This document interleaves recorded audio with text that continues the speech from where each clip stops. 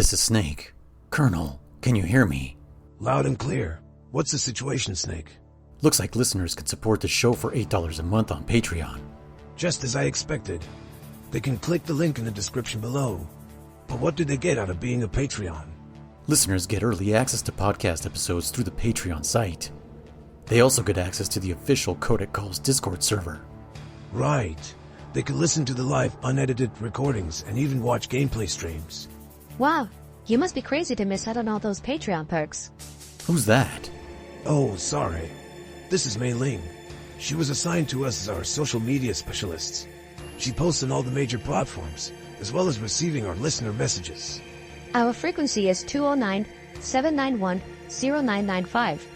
It's a dedicated frequency for burst transmissions for fans. Don't forget it. We'll be monitoring our voicemail and messages. They could also contact us by email. Got it. They'll call if they're feeling lonely. Seriously, Snake, we're here to make great content. So email us at info@pixel-benders.com with questions or advice. I'll hold you to that, Doctor. By the way, the listeners can play along with us with physical copies of the games. How do they do that? Through our Amazon affiliate links. Affiliate links? How are those going to help you? You never know. Second playthrough is not as bad, but it's still flawed, big time. It's still... Yeah. How was stage 7 compared to the first time? Again, 7 much easier. Was it? Okay. But it's still not fun. You still got to go open the freaking door for freaking the other person, yeah, and then wait there while the other person goes to open the door for you. It's still clunky and annoying. Not as annoying as 13 though. 13 is definitely 13. With a really good deck. You're still freaking like, this is stupid. Like, I gotta fire the Nikita and fucking it's annoying, man. Well, 13 is what? Like, it's 6 sections to get to the 7. to the power? Yeah, it's fucking long. It's the 7th section getting to that small room, and then you have to go another 6 back, so it's 13 sections long. That's, yeah, what the hell? And there was no need for it. Like, my gosh. Well, and I forgot, that's what we're going to talk about. We left off with finish the game. Yeah. Yeah, because now that you mention that, like, it's how stage 7 is designed is so unnecessary, and yet somehow it's like they learned not to do that later in the game. Yeah, exactly. With stage 14. Because that door section was like fine. It was like, yeah, this is fine. We're both in the same area. We can help each other out, and I don't know. Yeah, it's fun if you can. It's fun if you could start over. Hey, I wonder. So I didn't try this, but in that section right before you shut off the power. Mm-hmm. There's rails. I wonder if you could hang and drop down to the other section. Would you soft lock yourself? Well, you wouldn't be able to. Well, where you got to open the door for each other because there's like a ledges, and I wonder if you could use the hang equipped and drop from the upper ledge into a lower ledge and then be soft locked. You know what's weird is that the fucking hang never worked for me. Oh, no? Well, it only works on certain things, just like the climb, just like the mantle only works on certain fucking things. It's so goddamn annoying. Probably to keep you from soft locking yourself. Probably. Yeah. They at least thought of that. Yeah. Well, I will test it. I'm coming up on that section again. So, this fucking idiot's gonna soft lock himself. I'll save state. I was out. That reminds me of this one time I was playing some Zelda. I was streaming it, the first one, the OG. I was just kind of doing like a little mock speed run, and I was doing I was showing off. Not really showing off, but Cynthia was like, my sister was like, "Hey, you're playing Zelda, awesome, cool." And she's like, "I haven't seen this forever, whatever, And she's like, "What are you doing?" I'm like, "Oh, I'm just trying to speed run it or whatever." I did the what do you call it? The wraparound trick, where you come off the other side of the screen or whatever. And she had never seen that, and she's like, "What the fuck is that?" And I was like, "Oh yeah." I was like, "You don't know this?" And they're like, "Oh yeah." It's like, it's been a while since you watched me play. This is a new technique you can use. And I was showing off that technique. Like, "Hey, look, I can come on this side, I can come out on that side, I can come out on this side. I can do it from the top." And I went from the top and I scrolled the screen, and then I got stuck at the bottom and I couldn't go anywhere. I was stuck in the trees, and I was like, "God damn it!" And I was like, "It's okay. I got a save state," but I didn't save it. Yeah, I don't know why I save stated it, by the way. But the point is, I save stated. I pushed like the wrong button, so I didn't save it correctly. So then it was, again, no big deal because it's Zelda 1. It's not like it's hard to get back to where I was at. But I was like, okay, well, I'm done with that one for now. And I was like, let's go play something else. And I think I did the same thing with Ocarina of Time. I was fucking speed running that one for fun. And I did something very similar. I fucking soft locked myself, and I was like, God damn it. Oh, man. And I was like, okay, well, I'm like, we're not playing this one again for a little bit. Yeah, again, we got to finish this game here today in this episode. But ups and downs, overall. But I liked it. That's my overall vote. When you did the New Game Plus, did you do on normal or extreme? No, I did normal because I was like, extreme, what's that going to mean? Just they do more damage, I feel like the game's a little unfair enough as it is, Well, I was kind of curious about that because I know like it scales like your damage and your health and everything. Probably, yeah, your health, yeah. Along with the enemies, how they're doing their damage and health and everything. Mm-hmm. So I wasn't sure if like when you restarted, if it started where it left off, or did it start from where it actually began in the first playthrough with the health. Oh, yeah. Like if I did extreme, because like for sure if you do regular or whatever, it starts off like base game, like your health is 300 or whatever it's supposed to be. So there's that, but you do keep all your cards. And then I did find out some interesting facts, obviously, in the replay where you go to the ruins and you find out you needed the C4 and all that shit. I wasn't paying attention. And I was honestly using the fast forward button on my emulator, right? Because I was like, I don't give a fuck, right? and I clicked on the mission and think like I gotta go to it to go to the fucking wall to then fucking to go back to the warehouse or whatever to go get the C4 or whatever, right? So I clicked on the mission and I sped through it and it kicked me out. And I was like, the warehouse isn't unlocked. Well, technically the minefield. And I was like, what? And I clicked on it again and I sped through it. I'm like, oh, maybe I just forgot. I don't know. Maybe you got to go in twice. I forgot. And I kind of went the third time. Roger's telling me, he's like, Snake, I told you to bring C4. And he's like, oh, my bad. And I was like, oh, it knows I have it already. Cool. So I equipped it and you can kind of go right through it. And so you don't get the mines or the warehouse until after you beat that section, the ruins. Okay. And then when you get to the sniper bridge, I also wasn't paying attention. I was fast forwarding it. And it doesn't tell you to go back. It just fucking lets you play. Oh, because I had sniper in my what's her face's deck, so it just lets you play right through. And I was like, oh shit!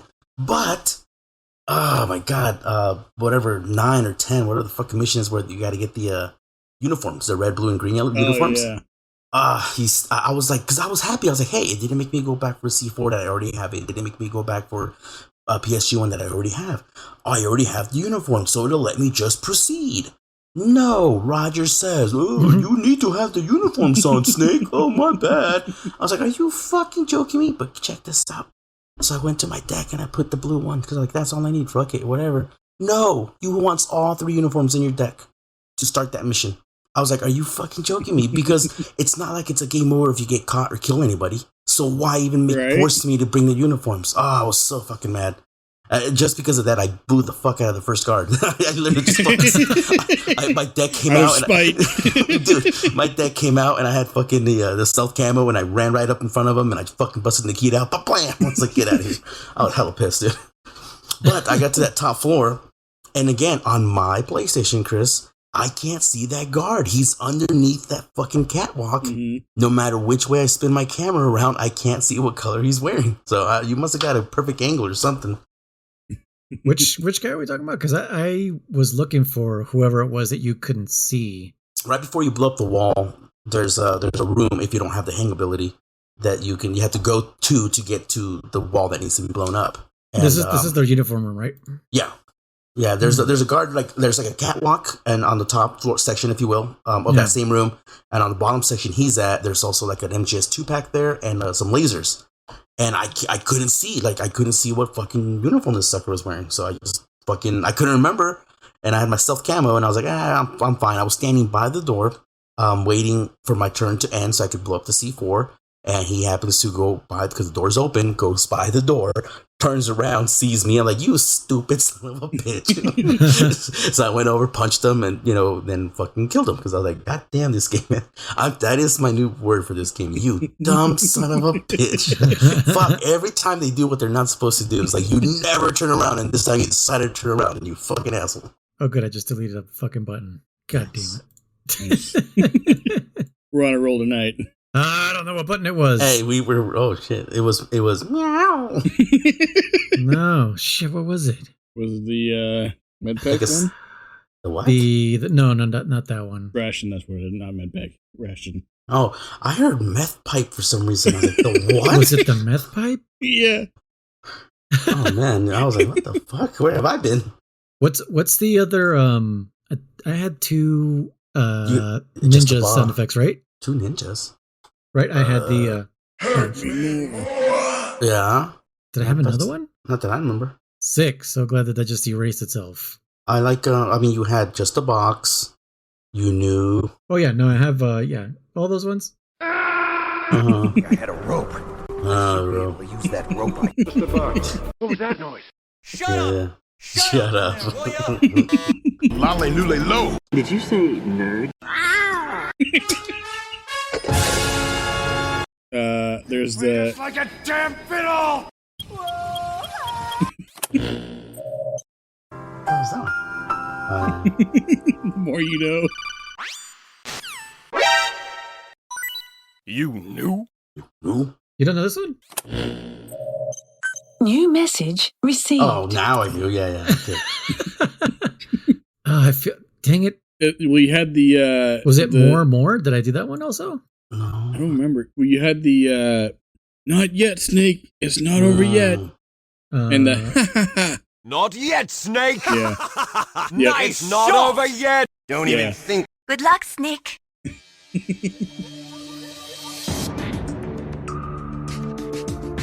Anyways, welcome back, everybody, to Codec Calls, a Metal Gear Saga podcast, where we play through the Metal Gear games from 1987 all the way up to the present in chronological release date order. I'm your host, who has been super quiet this whole time because I'm trying to get my sound effects in order. I got a hard drive to... I think I said that last week, right? Yeah. Yeah. You mentioned how much Oh, room yes. you had. Yes, yeah. So I got an 8 terabyte hard drive, but I hadn't moved all the stuff yet because I was like, I don't want to break the podcast. And so I moved all the stuff, but I didn't think about how my soundboard is actually looking for sounds that are on a new hard drive now. So that's what I was doing this whole time. Anyways, I think I already said I'm Noise, and I'm here with my 2 other 60s groovy homies over here, German Hey guys. and Chris. Hello. If you don't know what that's a reference to, that's the Magic Bus. What was it? The School bus? not like the Magic School Bus, but Oh like shit, there's a guard. the German's playing again, as you can hear. No, what was his name in the 60s? He took everybody on an acid trip. And then killed him? No, Oh. you don't kill people on acid. That was German. Kool-Aid. That's what I was thinking. Dude, he could have made him trip out and then killed him. I don't know. Let's see, acid in the 60s bus. Is this a show or a real person? No, this was a real person. Ching Chong. No, they've never done acid. They're just weed heads. Fuck, what was his name? Weedheads. Yeah, they're potheads. I've never heard the term weed heads before. Okay, calm down. So I lost the sound effect, whatever it was. Well, maybe one day you're going to want to use it and be like, oh, that's what it was. I feel like it was more, but I guess it wasn't. I don't remember ever you saying more and more. There's one other way I could kind of find out. By watching all our previous podcasts? Yeah, I'm just gonna do that. We'll be here for a little while. No, there's by the image that I put on it, but yeah, I didn't put a new image on it. I'm pretty sure it was a fucking... Good luck, Snake. Was it that No, I one? already did that one. Did you? I don't remember. Okay, I didn't remember. Snake. Okay, I don't remember if I heard it. Anyways, because I use Touch Portal. Technically, it's a free app, but you can pay $13 for it, and you get the pro version forever.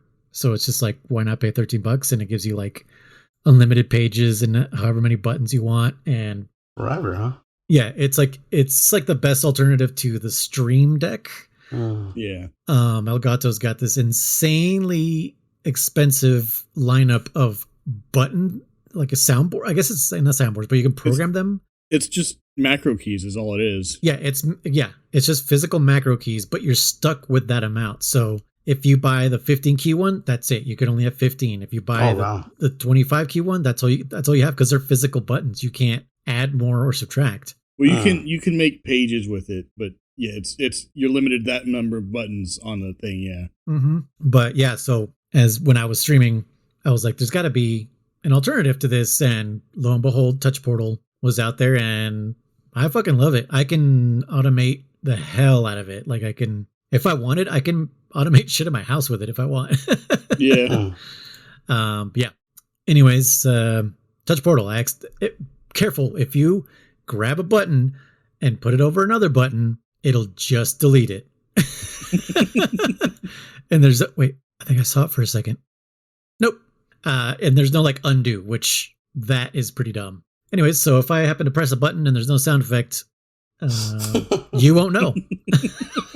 Unless I tell you I pushed a button and there was no sound effect. Yeah. So or you there's guys, a long awkward silence. Yeah, yeah.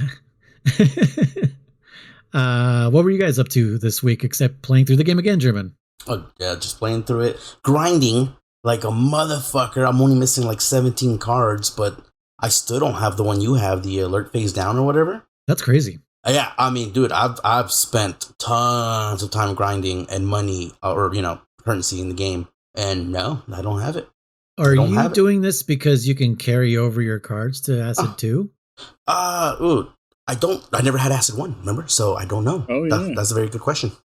I do want to put my Acid 2 file on this emulator so I can play that, but if I can't, then no big deal. I'm sure I don't think you can carry them over. I think you might get a bonus for having them. It's something like that. Guess. Yeah, that's my best guess. It's just like a bonus. Like, oh, you have a file. Here's an extra 2-3 cards or some bullshit. Okay. But if you could carry the whole thing over, then goddamn, I'm going to start off pretty strong in the next one. I know, right? It's just going to fly right through Acid 2. What about you, Chris? What do you do? I've been playing Persona 5 for the 5th time. And I don't mean fifth time attempt. as in I've beaten it 4 times. I mean the 5th time as in the 5th time I've restarted it. Yeah, 5th attempt, huh? Yeah. I think I've done attempted Persona 4 maybe 3 times. Oh. Yeah. I just, I can't live a second life. Oh my God, just kidding me? I beat regular. It's a microphone, not a punching bag. And I moved it. Sorry, I just moved it. I didn't do it. For everybody's ears who are just like, what? Really? You just shook them all up, bro. There's a lot of bass when you punch it. I wasn't. But anyways, I've done Persona base game once, and I did Royal once, and then I did a second Royal. I'm pretty far into the second one, but like you said, it's hard, man. After a while, you kind of get burnt out, just like any game, honestly. But yeah. So, how far do you make it this time, Chris? I am currently in the second palace. I'm still playing. I don't know what that means. Motherfucker! Sorry, guys. So Jesus, just gonna hear German chime in every once in a while. The furthest I've made it before was I think I started the 5th palace, if I'm correct. I know I have the trophy for completing the 4th one. Okay. So that's the farthest I've made it. Okay. Yeah. I think the furthest I've ever made it in any of the Persona games is 3. I think I made it because on that one, have you guys played through 3? I have not. No. It's a little bit more dark. No, yeah, you have to shoot yourself in the head. Mm-hmm. But it's more like the days seem to go by quicker, so you can actually go do the I guess they're called palaces or whatever, the dungeons. Mm-hmm. Okay. You get to go do the dungeon crawling a lot more, and it's not just a hell of a lot of story where you're just like, I don't care. Oh, there's a murder out there. I don't care. One problem I had with Persona, they took their time to record a lot of huh? What? No way. Yeah. But then there's so much reading. I'm like, why couldn't you record all this shit, assholes? Yeah, and it'll have the in the beginning, and it's nowhere in the reading does it say that. Yeah. And it's like, what? I get it, money. I get it, money and all that. But it's like, bro, it's a lot of talking, and I mean, I'm already, especially when I go from a little cutscene or something where they're actually talking. They're like, oh, we got to do this or whatever, and then it'll cut to the in-game cutscene, and then they'll be just typing, and you're like, I don't want to read this. Can you just talk, please? Come on, it's voice acting is pretty good, and anyways, but yeah, that's one thing I hate. It's just a lot of fucking reading, and I'm like, I don't want to read anymore. I'm done. Yeah. No, you don't feel like. No. See, I put that one down there. Yeah, I just put it in there because I don't know if that's the one that was missing. So,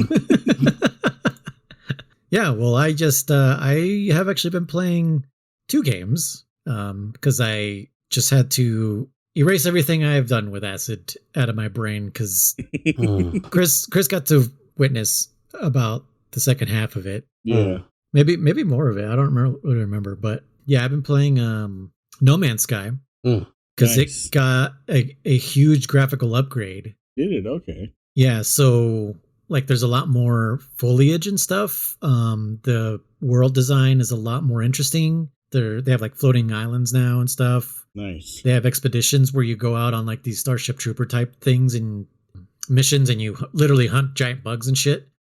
So yeah, I went back to that because ever since it came out, I was like, I want to play this game. But every time I played it, I was like, this game is incomplete, you know?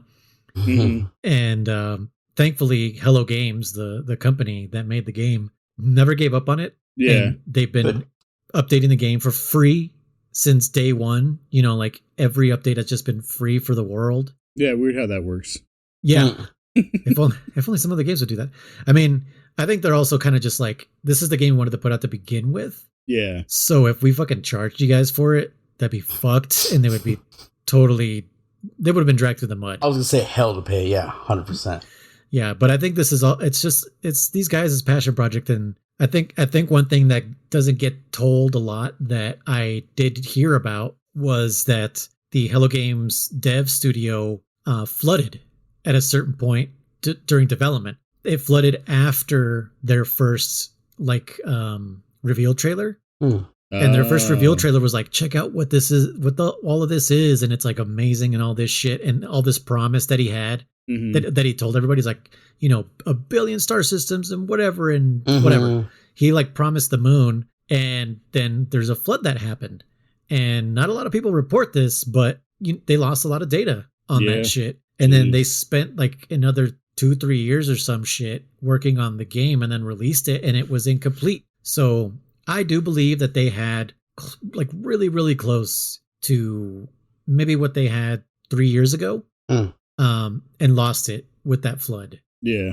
And they were just like, well, we need to release something, you know, and then the world was like, what the fuck is this? And then they went radio silent for years. And then came back and was just like, here, boom, this is what the game should have been. And then boom, some more, and then some more. And it's just nuts what this company has done. So I give them huge props, and I'm excited for their next one. Their next one is going to be like a fantasy themed open world, like multiplayer type of same thing, kind of same thing as No Man's Sky, but like fantasy open world. Nice. And when people saw the launch trailer to that, they were, or not launch, the reveal trailer to that, they were like, do you guys really want to promise this shit again? You know, and so basically this update that happened in No Man's Sky is everything they've learned in making this new game that they're making, like as far as like graphical upgrades and everything, they brought that technology and they just threw it into No Man's Sky. That's awesome. Yeah, so they were like, well, let's not leave No Man's Sky behind. Let's grab this shit that we've learned and throw it on this,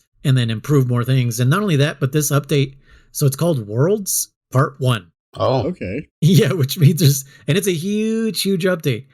And so now everyone's like, wait, so that means there's going to be a Worlds Part 2? So what the fuck is that going to be? So I don't know. I've been loving it. I've been playing that, and my son loves the spaceship thing. So anytime I'm in space, I just let him take control, because it's like, what harm can you do out in space besides crashing into asteroids? And he loves it. And then the other game I've been playing is Aliens Fireteam Elite, which I've had for a while. It's co-op shooter, kind of like Warframe. So it's a 3-party co-op shooter where you just go in the Aliens universe and you're a colonial marine basically. And I've just been playing that casually because I don't know, I just got the itch to shoot some aliens and shit. Nice. And I've had that for a long ass time. But yeah, that's been my week. So cool. I guess let's just dive into it. Yeah. Question mark?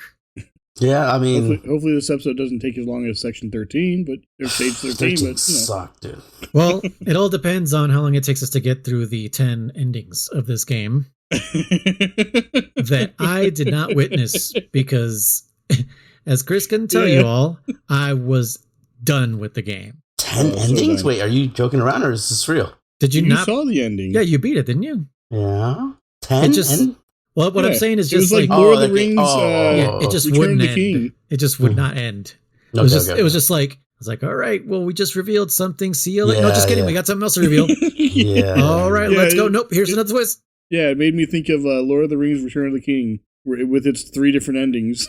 Oh yeah. That's why for me, I sent that GIF where it's done. What? It's over. Oh, it's done. Yeah. The Frodo is just like, it's done, because that's that's where Return of the King ends for me. Is when Frodo says it's done, and then I stop watching. I don't even wait for the eagles to come pick him up. That's where it stops. Who cares when he died? That's how acid was. Yeah, fly you fools.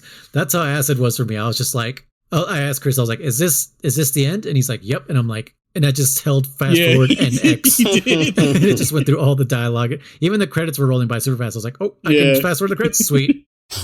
Like, I just I don't care. Like, I was just super dumb with it. So I know you guys know what the story is. I don't even remember what was stage 11. Stage 11. Jeez, man. I don't know. It was pretty short though. Most of the stages were fairly short. Right. Until 13. What was stage 10? Stage 10 was the shit. Was is that when you get back Teleco? Stage 10 was the bridge, the rope bridge. Oh, with the sniping and and you had to kill the ciphers. Yeah. Did we even talk about that stage last time? I'm pretty sure we did. Really? I don't remember talking about it at all. No, we did, because Chris said that if you get caught, the guards come in, and he said you might as well just reset because they. Yeah. Oh yeah, they just block your path. Well, no, yeah. Okay, I kind of forgot about which they do keep coming, and they'll stop coming the second you kill all the ciphers, which is pretty stupid. So, see, even on that section during my second playthrough, I was hoping that it would give you the option to now you have stealth camo, potentially to sneak by. Nope, it still wants you to shoot all the fucking ciphers, and it's like, this is so dumb. Yeah. And I don't remember if I said last time that I found those mines or those claymores that were at the edge of the cliffs. Yeah, I did too. Yeah, that was funny. Okay, so what was stage 11 after that? Stage 11. Oh no! See, no, 10 was the one where you have to. Fuck! That's the one where. That's where you kill the ciphers. Yeah. No, that's 9, isn't it? No, 9 is where you go, and they tell you have to go back. Oh, okay. You know what? Because the way it's broken up, I keep forgetting it does the whole like 9A or whatever, Because I remember there's that one section. Had a rope. Yeah, where they tell you it's suicide to go down that hallway, and that's where you come up with the plan to go take out the electric, or whatever. Mm-hmm. Remember? Yeah. Where you have to find the manhole. That was bullshit. Yeah. Oh my gosh. So I was confusing. No, I was confusing that with like 10 or something like that. But no, that was just like a sub mission. That was 12, I think. The manhole 12. Yeah. That was so dumb. What the hell is 11? Why can't I think of 11? Because it wasn't important. Wait. Is 11 Teleco and the clown? No, that's 13. No, yeah. No, that was that 13? Yeah, that's 13. That was 13. Oh yeah, you're right. Yeah. That was a good fight. I beat the shit out of her, but it was fun. Why can't we remember 11? It's driving me nuts. We're on this, guys. Is that the one that with the fucking Nikitas? Is that the one I'm doing? I don't fucking know. No, I'm doing. Oh, is it that one, Chris? I don't think so. With the Nikitas? Maybe it is. Yeah. Maybe. No, because that's the beginning of the power station, isn't it? That isn't Nikita's. Power station is Nikita. Yeah, so that's 13. Is it? Hold on. No, 13. Oh my god. Hold on. Rope bridge. This guy's 13's the power station, Mountain. is it not? Oh, Mountain. Mountain. With the guys in the segways. That's right, yeah. Well, it's called 11A. Yeah, see, that's what's dumb, because technically maybe 11 is the rope bridge. I don't know. It's so dumb. Okay, that's the right. Mountains, yeah. See, so many of these sections did not deserve to be like, I don't know, how would you rather have it? One long ass fucking section like 13 was, or fucking a bunch of small ones. The game was inconsistent in that terms, where like there were some missions that it was like, get to the end. I would rather them be small. Yeah. That's what I would want. Unless it's like a, what's it called? Can't think of the word. Plot? I don't know. It's like not centerpiece. Yes, like a sequence. That's just kind of like important is what I'm trying to say. If it's important, make it a little longer. So what bothered me, and I don't know if either of you had this issue or if you even tried, in 13, when they tell you need the infrared goggles, otherwise you're blind, good luck, F you. If you don't have them already, and you want to like go grind for them, and you come back, you have to start 13 completely over. From the beginning. Yeah, you left? You fucking No, left. I didn't actually do that. No. Oh. I just went through without the goggles because it wasn't worth it. Oh, yeah. Same here. I was like, I don't give a fuck. Wait, 13? No, but like When the power goes they out. have you selected again. Yeah. They take you to the map. Mm-hmm. So why can't I just start there from 13B? Yeah. Okay. I get what you're saying, Chris. So you fucking went and upload. Oh, or you're. No, I just did the second half of 13 without the goggles. Yeah. Oh, okay. Oh, okay. So, okay. With 11, it takes us east, and and we go through 12, but 12 is just the first time through, and we're gonna come back here to find that manhole. Is what you were saying, right? Mm-hmm. Okay. Oh, that's right. Yeah. That's what I'm saying. So now I remember now. So yeah, from 11, from the rope bridge east to 12, and then it's just quick zoom through 12 to get to 13, which is you need thermals, blah, blah, blah thing. And by the way, Chris, I've found out it's not stealth camo that they have. It's not. No, it's not. No. What it's it not, is, Chris. what it is that when they hit you, your vision goes away for like a turn or two. Oh. Yeah, I don't know why. Colonel mentions that. And I didn't realize that personally. Because all of a sudden, I was like, why can't I aim at the guy that was just here? And I was like, what the fuck? And well, what's funny is like even if you move, like it'll show you if you can't move to a certain square because there's something blocking it. It's like there's something right here. I can't punch. I can't shoot. I can't do anything. You can punch, right? You can punch. No, Oh. it does not give you the option. Oh, so for sure you can launch a Nikita missile. Yeah. So I did that a bunch. I'll tell you that much. My old strategy. Hey man, fuck it. Nuke at point blank, or Nikita at point blank. I knew where they were. I'm like, I don't know, fucking Nikita missile should work. I don't know if flamethrower works. I don't know if flamethrower works, but I know Nikitas do. And if they didn't, I for sure at least hit the wall or something. Flamethrower would work because it's an area of area of effect, what? So, area attack, because there's certain guns that have area attack too. So that would all work. Yeah, grenades unless they move because you can't see their movement speed either. Mm-hmm. Yeah, you can't see their weight, so you don't know if they'll move before or after. But speaking of that, then so by the way, so since now that we've played Ghost Babel, a lot of these cards now, I'm like, hey, I know that character, Viral Bison, Marinette Owl. I'm like, cool, because those cards do exist in Acid too. Yeah. I knew who the fuck they were. Chris Jenner. I'm like, I don't know, whatever, I just thought they were police not characters or whatever, because the Chris Jenner card showed up earlier when we fight what's his face? Yeah, Le1 for the first time. Yeah, he has two of those. Yeah, when I saw those, I was like, really? They're referencing Ghost Babel in here too? But I was like, oh, well, the guy made Ghost Babel, so it makes sense. Mm-hmm. So in Marinette Owl's card, it says increases the distance you can see in search mode, by 2 blocks or something stupid like that. I'm like, is that even fucking useful? I don't know. I just thought I didn't quit their card, and I just remember always looking at, and the card is the same damn card, the same illustration. Does it look like? I always thought it was some drunk person fucking being held up by 2 friends. It looks like she's fucking. What? Look at the card again. It looks like she's fucking falling backwards, and her friends are holding her up. Or Marinette was a boy, right? I don't know. Well, he said he had a girlfriend, remember, or a wife that killed. Remember? I don't remember. But anyways, I always thought it was some drunk person. I'm like, Marinette, okay, some party person that's just drunk or something like that. It might just be me, but it just totally looks like she's being held up, just falling over at the party or some shit. But yeah, so you go through this extremely long. So everybody, sorry, we took a bit of a break, so we might be a little rusty on the story. Thank you, rusty on the storyline. I mean, I played it the second time, but I skipped all the dialogues. I don't give a fuck. Yeah. But no. So you go, Lewan comes up out of the bridge and he's like, oh. By the way, so sorry again. This is all kind of funny because second playthrough, since you don't got to go back for the PSG1, you don't see the cutscene where the ACUL soldiers or whatever kill the other ACUA.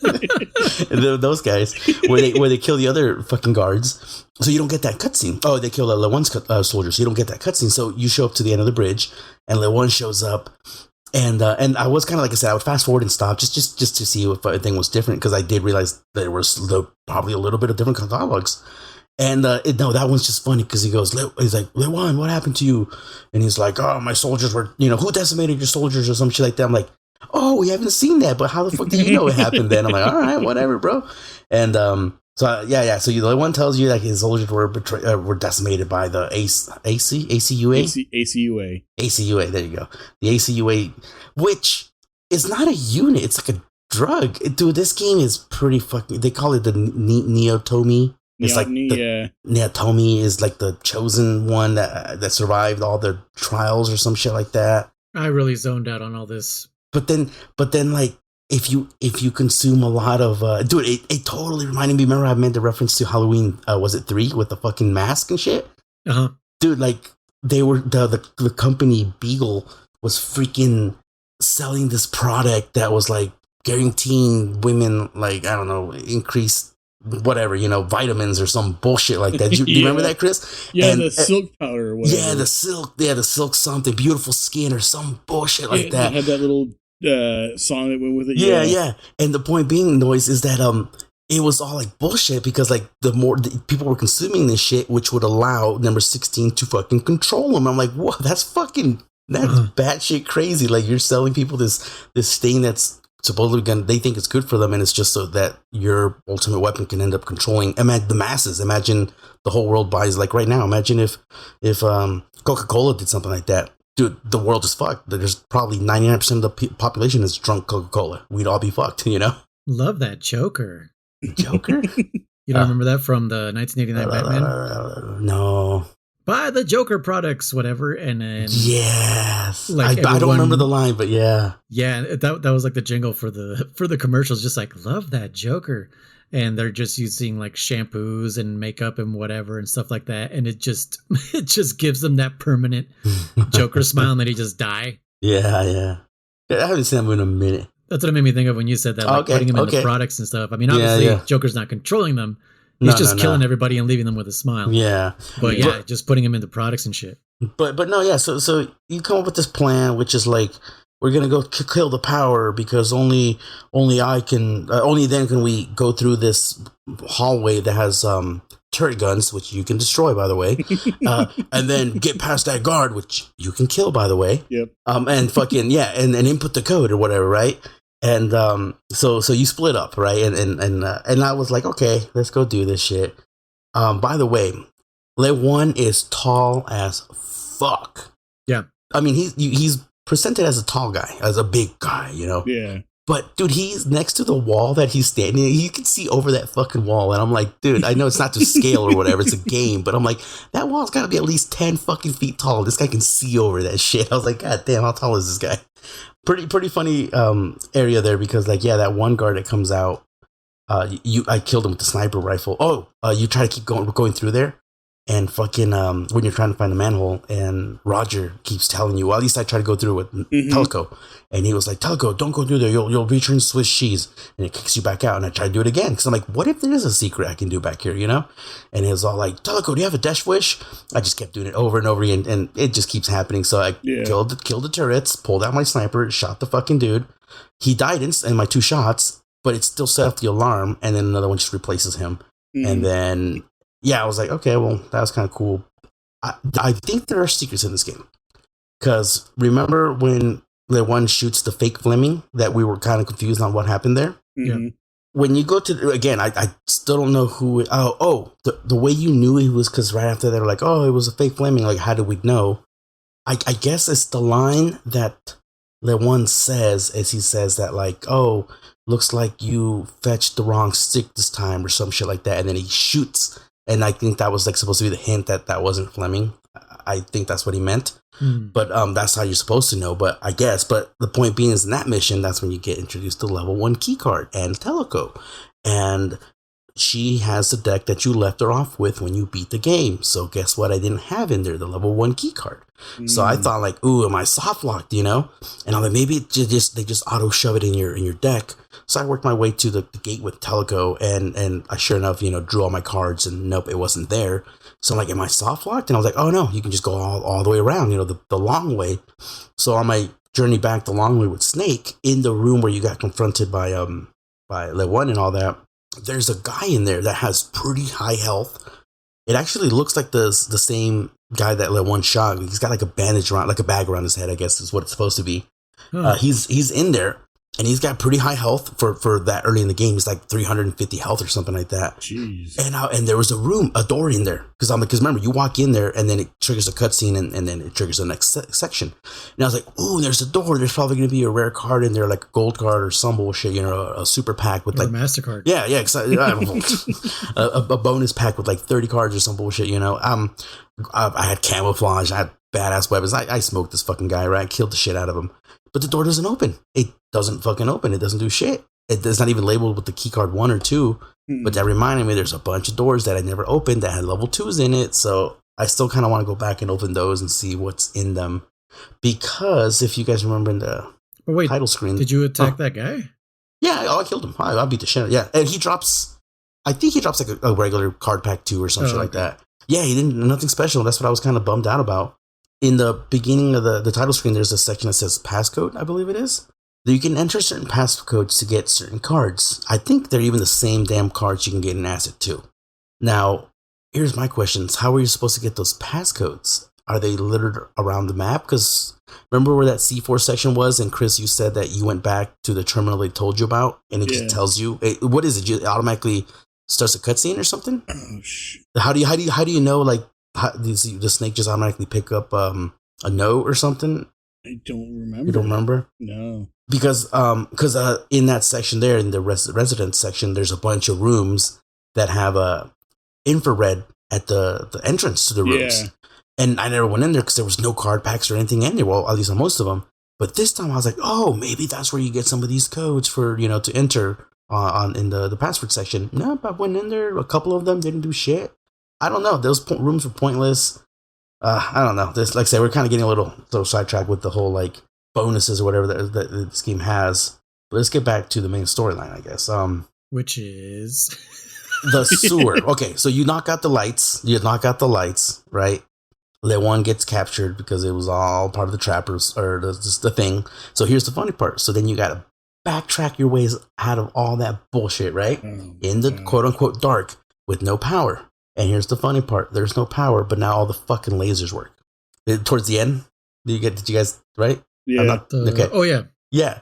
So all the infrared lasers are now working, even though they weren't working when you came by earlier with power. So I just thought that was so stupid. Because I remember... It's like emergency lights, dude. They're working off I guess. Yeah, backup generator. If the circuit is cut, it turns on the battery. But yeah, no, the going back, I don't know how the hell you're supposed to do some of these missions with like a no kill, because I'm telling you, I have 4 camos on both my characters and like really good movement options on both my characters. How many camos? 4. Oh my god. And like I said, I have like for a snake, I have 4 running man and like 4 I think it's ocelot units, so I can move like a beast with him, and even then you're still put in situations where you're like, I'm gonna get caught, like what the fuck, I can't do shit, Well, there's that one room in 13 where it's like long and narrow. That's what she said. And if you thank you. If you go through at the wrong time, you can get trapped. They'll just stand there and you can't get past them. And that happened to me so many times. And that's why I'm glad with Section 7, I learned to save at the beginning of each section. Because had I gone through 13 and died at the end, I would have just quit. Dude, did I die? Honestly. No, I don't know if I died, but no, I fully agree with you. It's not well executed certain parts of this game. Yeah. It's like we said earlier. It's like almost like they realize like, oh yeah, this is not right, but they didn't fix it. Mm-hmm. Yeah, they go back and fix 7. They're just like, it's hard coded, bro. Just leave it. Yeah, just fucking, just don't worry about it, man. But yeah, that too. Chris mentioning that you can save. Oh yeah. And when you said when you die, you can just load from that save. Yeah. Which I didn't think was a thing, because usually when you save in other games, it kicks you out. Yeah, it does kick you out because it sends you back to the menu. Well, so there's a continue and there's a load. Yeah. Continue will go from the last save you do from the main menu. Mm-hmm. From the interim menu or intermission menu, whatever it's called. No, that's load. When you save in the level, that's go to continue. Yeah. Or load. Oh. Yeah. The opposite. Is it? Okay. Yeah. Right, because load is from a save, continues from inside the level. Yeah. And you can infinite. It's not. You can infinitely load that one file, huh, Chris? Mm-hmm. Yeah. Which that's why I didn't do it because most games, it's like a one shot kind of thing. It's like a quick save. So, it's like an Ocarina of Time kind of save. Not Ocarina of Time, Majora's Mask. What do you mean? Remember the owl statue? Yes, you do the owl statue. It was just a temporary save. Once you load it, you'll lose it. Exactly. That's why I was just like, "There's no way this works this way." And then when Chris said that, I was like, "Are you kidding me right now?" Like, that's how we all could have gotten through 7. Like, what the fuck? It saved. Yeah, well, because I remember 7. I died partway through, and it restarted me back to the beginning. I was like, I don't want to deal with that anymore. So I was looking around to see what I could do, and I saw that save, and I was like, I wonder if that'll work. Like, if it'll save here, or if it's just one of those things where it's like, what were you playing? Where it didn't matter where you saved, it's just certain. Oh, it was Metal Gear 1. Where it didn't matter where you saved the game, it just puts you back at the elevators. Yes, right. The elevators were the checkpoints. Just that checkpoint. It doesn't matter where you saved. That was fucking annoying. Yeah. So I didn't know if it was going to be one of those situations. Luckily, it was not. Yeah. Because, with Section 13... Oof. They need to communicate that somewhere. And if that was in the manual, well, fuck us. Yeah. We do not have a physical copy of this. I bet it was in the manual.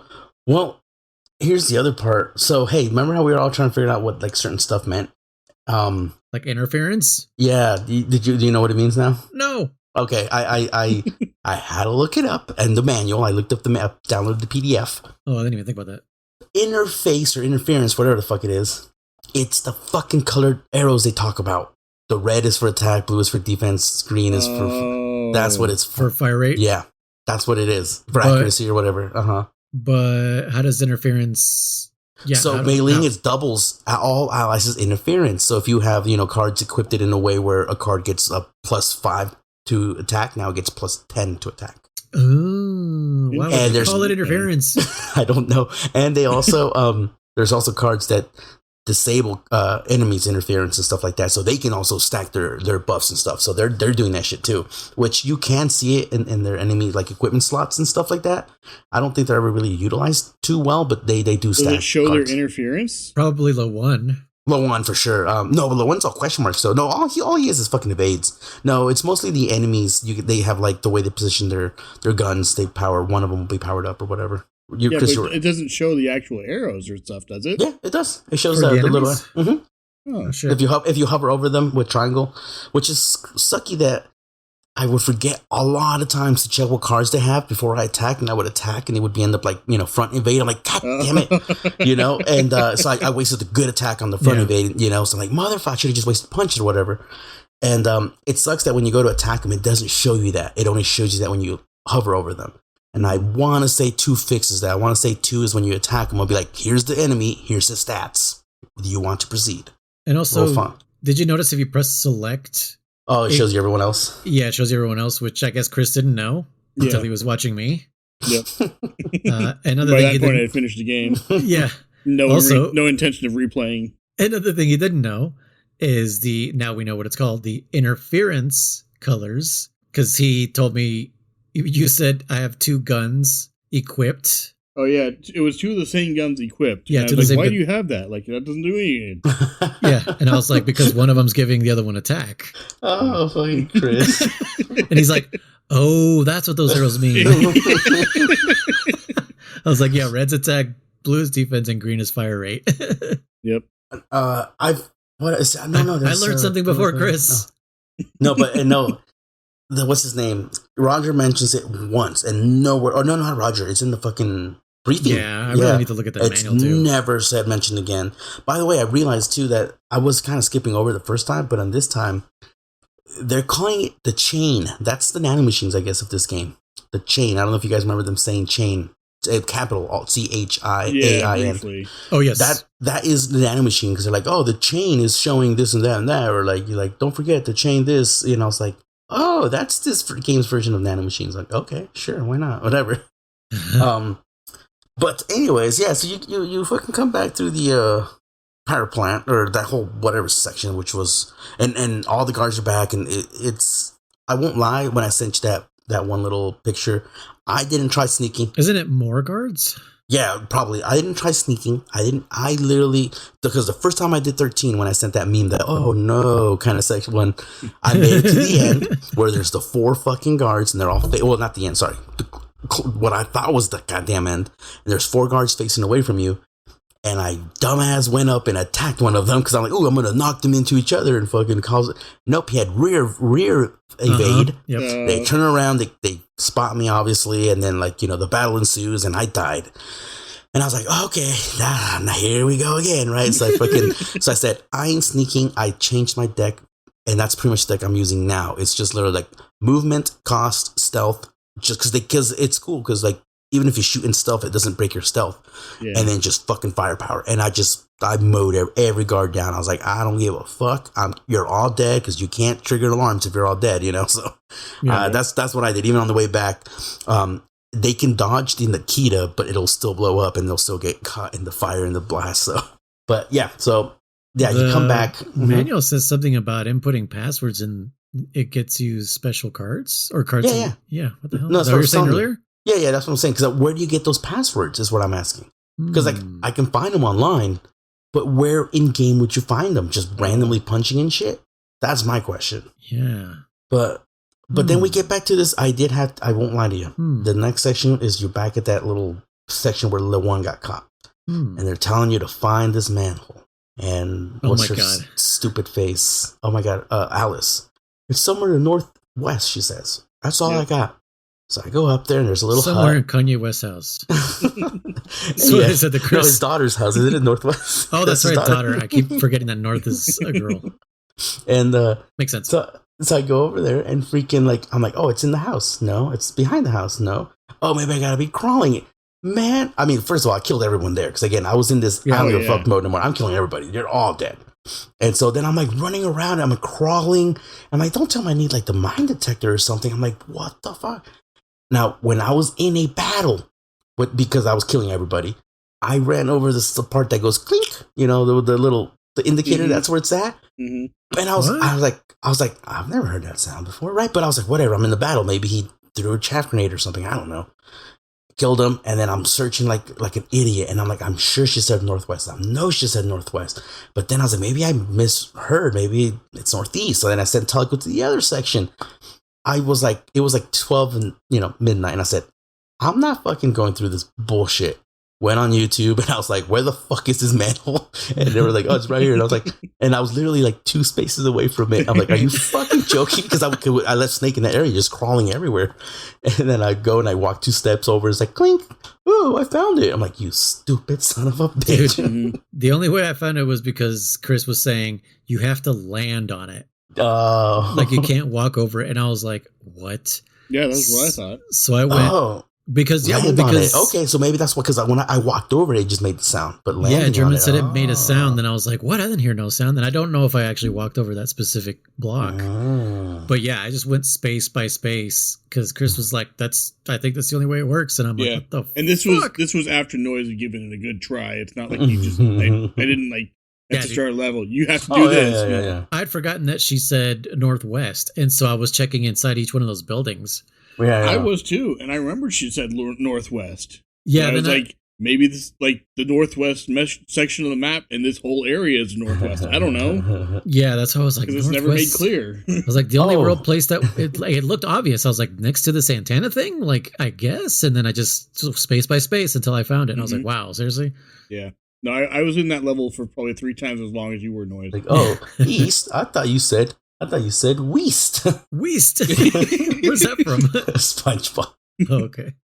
No, it sucks. Here's Chris. You brought this up a couple episodes back when you said I miss calling people. Yes. And in this scenario, it would be nice to push select or go into the menu there and say Codec Call or some shit or whatever they want to call it in this game. Chain call. And then be like, Snake, did you forget Northwest? Run around until you find it. Oh, okay, Well, because it shows Snake calling people. It just, you can't do that outside of cutscenes. Yeah. Oh, it's so fucking dumb. Yeah. All that shit that we complain about where they're just like, hey, did you forget fucking this? And it's just like, yeah, I know. But in this game, it's just like, dude, it takes me 10 minutes to get across a map. Please call me again so I know what the fuck I'm doing. Because I And forgot that's what I if you was have the movement cards at first. 100%. 100%. I forgot, man. I'm like, what the fuck am I? Yeah, exactly. After you try to sneak, get caught, end up killing everyone, then you go, okay, what was I doing again? Yeah. What the fuck was I here for? And I killed that guy at the top too, because I was like, I wonder if he drops anything. He did, yeah. And he drops a fucking deck, and then another guy came out, and I was like, well, fuck that, I guess. Stood right on top of it, yeah. Like, fucking, I'm not getting that. I killed the second guy, and then nothing else comes out. Ooh. But the deck was just a classic 3-card deck, so. Yeah, yeah, because I got the same dialogue for taking, what's his face, Snake up there. It's just like, do you got a death wish? Yeah. Which again, it's kind of stupid because like we have chaff grenades, we can shoot the cameras. Why can't we fucking go through there? You know, that brought up something that made me mad. That I was like, oh, okay. There's two things that I realized are really fucking stupid logic in the video game. I get it. I'm complaining, right? First and foremost, the puzzle, or if you want to call it the puzzle, with the whole Fleming. The first time you go into Fleming, where it's like, oh, Snake, we need 2 people to unlock the other door, and blah blah blah, this and that. If you think about it, it's the perfect way to keep Fleming in. I mean, that or fucking guards and a door that doesn't open. How about that? Which they have, yeah. I'm like, how about you put a lock on the door and there you go. And put a guard, you know? I was like, it's the perfect way to keep them in them. That's stupid logic.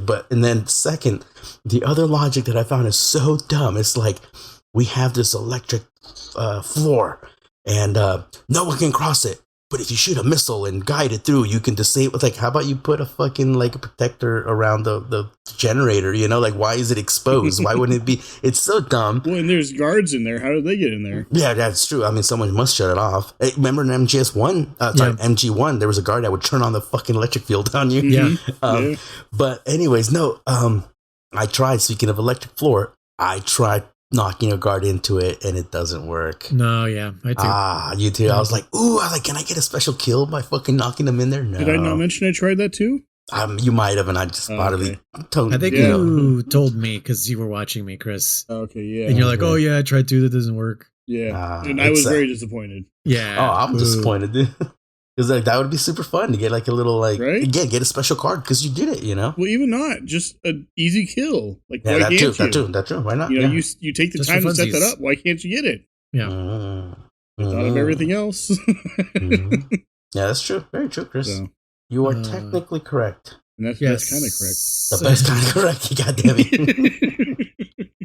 So then we go into this underground. What was that underground even important? I don't fucking remember. I don't think there was anything down there. Was this just me, or did what's her name go down the ladder twice? She does go down twice. Oh yeah. Yes. Okay, so it wasn't just me. Because it shows her going down, and then the Snake's on the radio, and then she's there again. Yeah.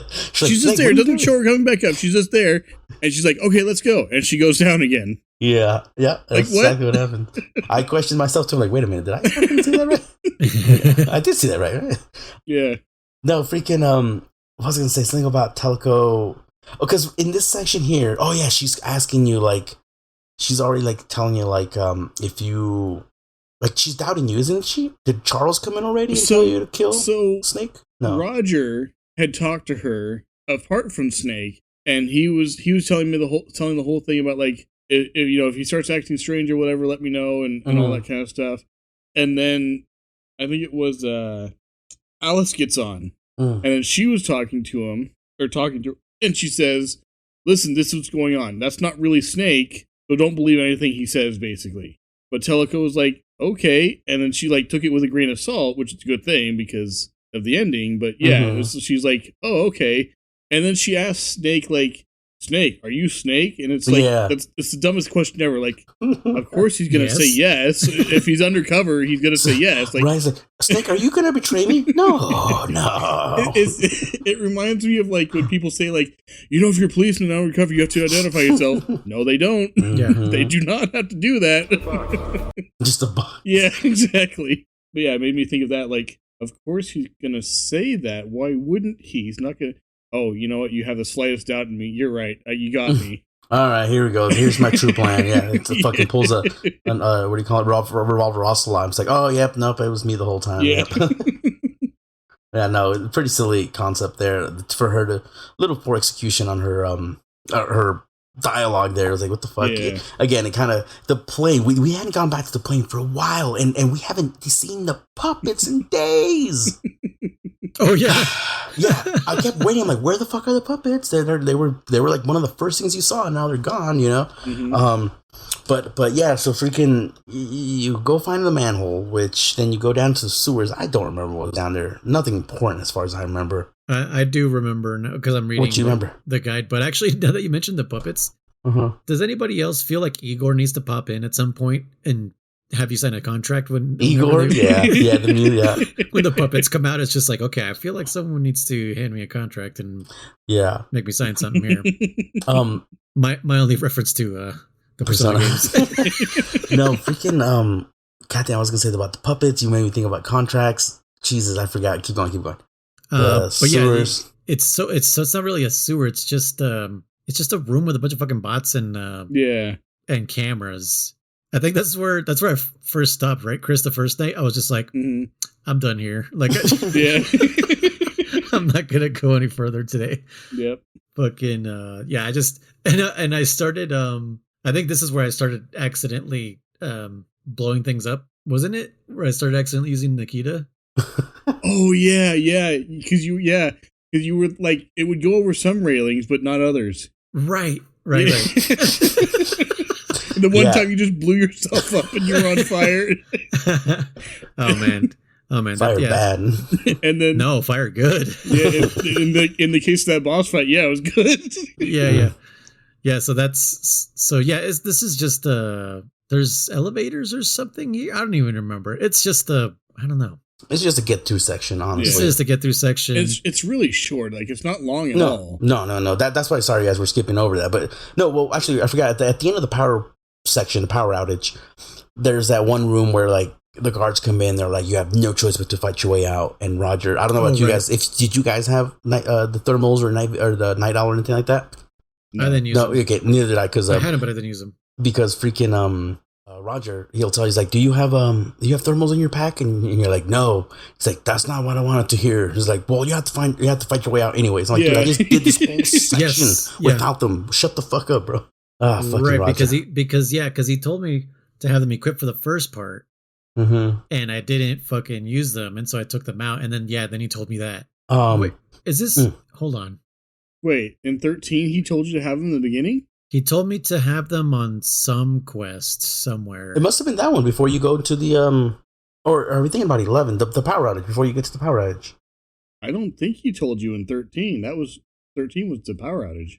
No, yeah, it tells you, because remember, it break it up. Once you turn off the power, one gets caught, it takes you back to intermission, and then you get to pick 13 again, and that's where they say, like, bring the thermals or whatever. Yeah. Mm-hmm. Not until you're in there. No, but look, I'm looking at it right here. Revisited. Stage 13 revisited. So you do get an intermission in stage 13. Okay. Yeah, but I do remember that because I took them out. So what happened was I didn't have the thermal goggles at all in my deck. And so in order to go back and grind, if I was to do that, then I would have to start 13 over entirely. But that's weird. That's why I'm so confused on that, what you're talking about that.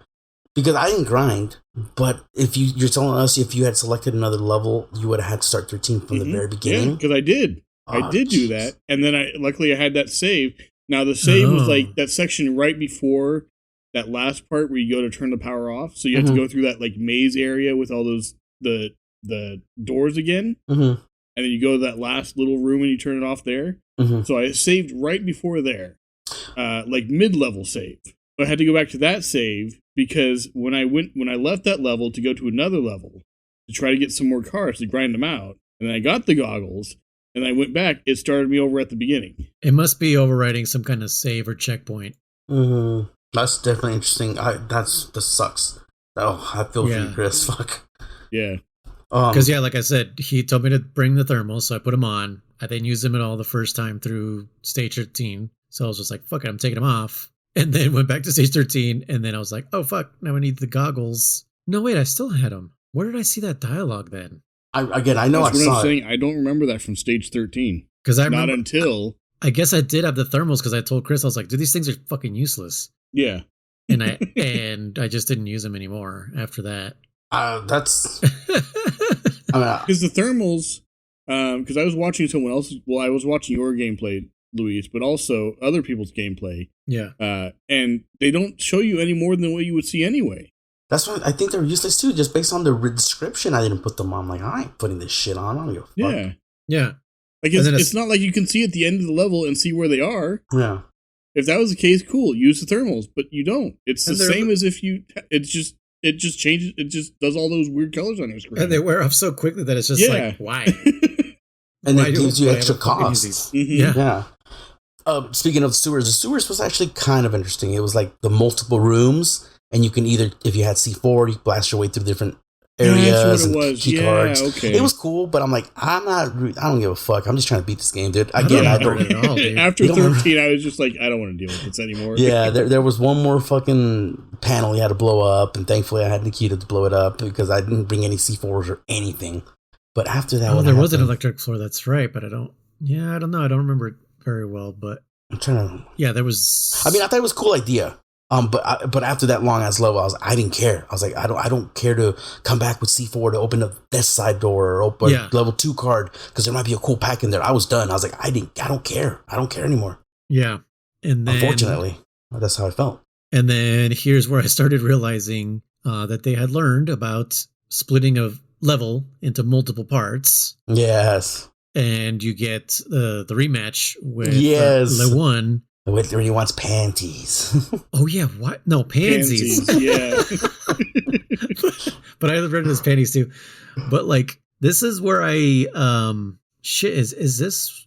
I think this is where I started using my technique because I threw my grenade at the barrels next to him because now he's got dudes with him this time, and he's got more health. He's supposed to be tougher apparently, but so. So I threw the grenade. It caught that guy on fire. Or no. That's right, yeah. Hold on, what happened? It killed one guy. It caught LeJun on fire. And then at some point, another dude came down, stood next to LeJun, caught fire.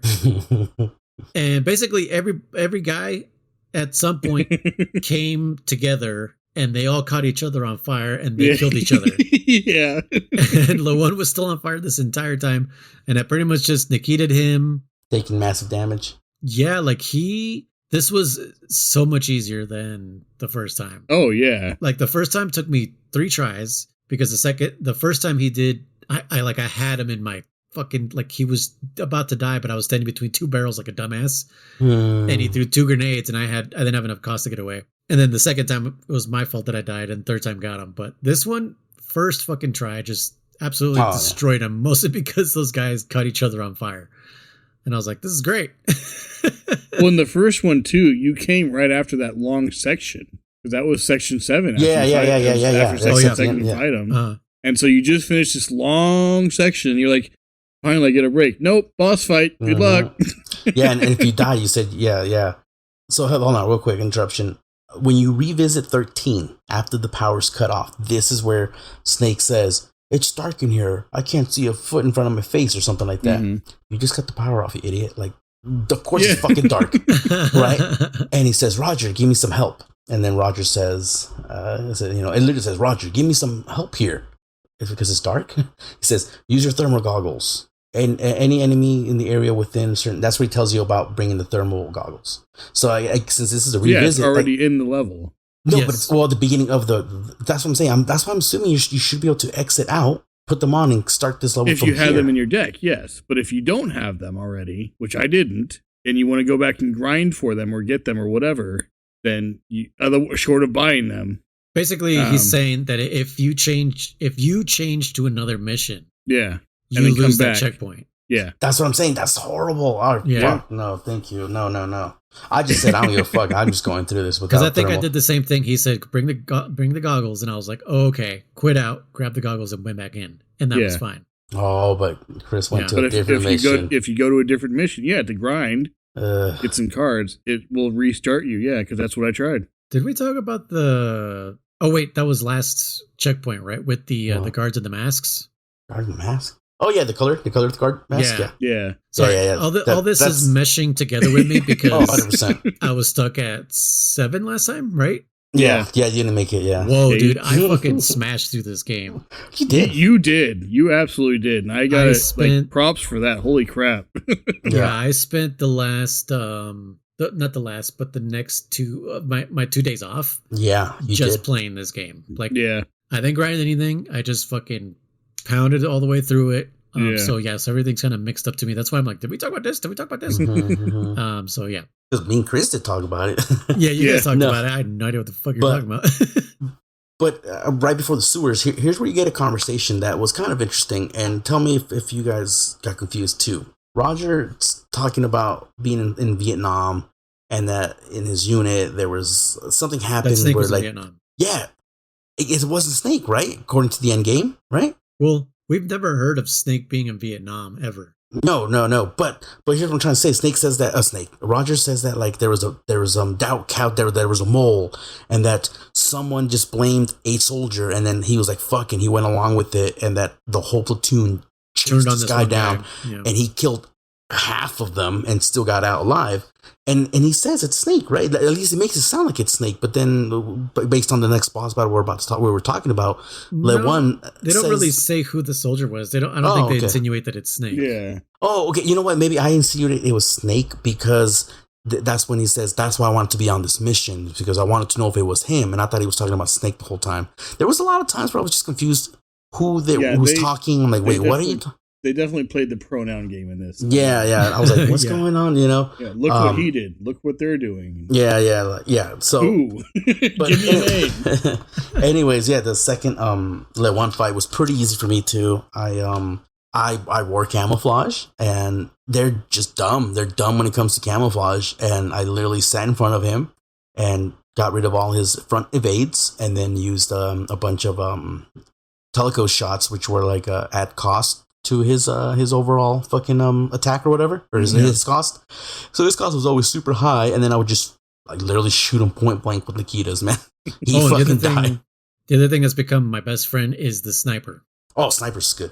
Like ever since the mountains level, because I was just sniping people across that fucking thing. Oh yeah. And same thing with LeOne. As long as he was facing away from me, just fucking snipe him. German, are you wearing headphones? No, why? Because I can hear myself. Yeah, I was taking them off. Well, of course I wear headphones. You guys don't wear headphones? You listen to... I think he means are we wearing headset. Headset? Yeah, with the microphone and the headphones. No, because I took them off to plug in the charger, so the noise was bleeding out into the mic. Okay, so I was like, what the fuck? Literally, the noise was bleeding into the mic. Yeah, I know. I kind of realized that when you were asking, like, oh, yeah, that's what happened. Because my name's Noise. Yeah, there you go. Got him. Yeah, so the sniper's been my friend also. Like, if I could just have distance between me and the enemy, like, oh yeah. What sucks about sniper is that there's only 4 PSG ones, that you can carry, 4 fucking Mons Nagant, which only hold 1 shot, and 4 SVDs, I believe, as far as I know. Those are all the you can only have 4 of any one card. That's what I'm saying. So like the SVD I think is a little better than the PSG one, but then that means you can only still feed it the PSG ones, which is 2 shots, and the Mons Nagant I think is a 3 shot. So that one's okay. Oh, okay. I never found the SVD. Hold on. Uh-huh. Hold on. I just lost you guys. Uh-oh. Okay, there we go. Sorry. You hear me? Yeah. Okay. I was just putting on music just No, the headphones died. That's why I was literally plugging in right when you heard yourself. Oh, okay. So they died before they can get enough juice to stay on, but they should be good now. Gotcha. But no, that sniper, it's a great fucking weapon. I use also the stoner's M63, I believe it is, from Metal Gear Solid 3. Oh, yeah. Yeah, low accuracy, about 70 accuracy, but it does good damage. And, if you have a scope, you kind of slap it on there or something like that. It's worth it. You can kill just about anything with it. What I think is hella funny is German's like, it sucks you can only have 4 of this and 4 of that. Motherfucker, I only had 2. I was thinking the same thing, yeah. I didn't fucking grind for shit. All I had was like 2 of maybe some things. Oh, man, sorry. I had like 1 single action army. First world problems. Yeah. It's like, man, it sucks that I just can't have like 100 cards on me. I have a shitload of cards, man, but I still don't have that one you have. That's what's pissing me off. Like, I don't know. One card that I saw in the shop when I mentioned in the message, I believe it was Big Boss. No, was it? I think it was Big Boss. You did mention Big Boss. And his description, I didn't buy it because I didn't have enough points, but the description said that like it doubles the points or something like that. And I was like, so it's just good for grinding? I'm like, that's kind of dumb. I'm like, whatever. If that's the one I'm thinking. But yeah, I saw a bunch of good cards in there, but every time I fucking browsed it, I just spent all my money buying all the packs trying to get good cards. So yeah, that was fucking annoying. And I didn't want to do the save scumming, where you just save it, use your points. If you don't get anything good, reload it kind of stuff. I'm like, nah, I don't want to do that. But now you bring that up, that's one thing I hope they change. And don't tell me if they don't or whatever. Don't tell me either way, I guess. Mm-hmm. In Acid 2 is, like you said, when you go to buy the packs, you just buy them before you get to see what you get. Right. And I understand it's like RNG based and all that kind of stuff, and that like if it lets you like browse the cards first before you buy them, that can be very broken. Mm-hmm. But like just up the rarity of some of the cards, make it to where like oh well you have to buy so many packs to get this one or for a chance to get this one or whatever, instead of like you open this, so you bought these, good luck, enjoy, So well, like you said, I won't tell you that. That's fine. I don't want to know. But I don't remember all of the details, and again, and I'm praying that some of the stuff is fixed. I want to say for sure some of the camera angles are fixed and everything. But anyways, we'll get to that in the end of the episode here. But nonetheless, you go to the sewers and you come out of the goddamn sewers and what? Which, by the way, is this yeah. When do we get MGS3 cards? At the end of the electric plant, I believe it is. I'm pretty sure, yeah. Okay. So the first section of the electric plant. You get MGS1, then MGS2, then the Chronicle, and then MGS3, yeah. Okay. Yeah, because I remember when I was playing, I was like, the commercial came up and I was like, dude, new I get cards. MGS3 cards? And yeah, they came through, but I didn't really fucking use any of those. I was so used to using the other cards. But I was like, dude, now I'm not going to start building a strategy around like get behind them and choke them out and all this shit. Like, I'm not going to do that. I have plenty of those to fuck around with. They're good, but I mean, definitely maybe in the right build, someone could make very good use of them because they are like a weapon. So you equip it and then you feed it another CQC card and they do great damage, man. They actually can kill, most cards and stuff like that. I've been beaten by those CQC. I was about to say. One shot, yeah. Oh man, yeah, especially on I think it was 13 on the way back in the dark. I think that's the first time I saw those. I was like, what the hell? They I thought I thought he just punched me and he took out like half my health, and I was like, what the fuck was that? Yeah. And they all ganged up on me and murdered me. Yeah, did you guys have like the Desert Eagle by any chance, or have you seen it? Yes. Yeah. One shot halves their lives. And there's also a card that equips a weapon where if it hits, I don't know if it lowers the accuracy, but if it hits, it cuts their life by half. It's really expensive. I know that because it has like 10 cost. Yeah, some freaking random guard used it on me and hit Telco with it. And I was like, oh, that's kind of cool, but you're still going to die, motherfucker. Like you don't know like the deck I have right now. It's not great. I'm not, showing like, oh, I'm invincible. But I was like, bro, like you got to kill both of us. And like, I'm just gonna kill you as soon as it's my turn, dude. So like, good job for reducing my life by half. If you have no one else to make use of that, get what I'm saying? Like if there was two people, one reduces by half, and the other one comes in with a pretty good shot, you might die. But if you're the only one that did it, it's pointless because even if you fired it twice, half of a half is 1/4. I'm still alive. Get what I'm saying? So it's kind of like it's cool in theory, but it has flaws. I don't think it does half of what you have remaining. I think it does half of your total. No, it just reduces it by half. So my words are in my English dictionary. Okay, yeah. It means it means half. My PlayStation. Hey, that's something we can experiment. I do, and I only have one Desert Eagle. I can't experiment with that one. But what does it use? 50 cal?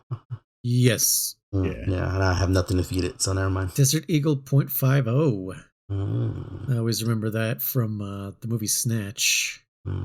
Is that the gun that fucking Meryl uses? She's got a Desert Eagle now? Yep. Yeah. And when Snake's like, it's a big gun for a little girl. Yeah, he's like, here, take my cell phone.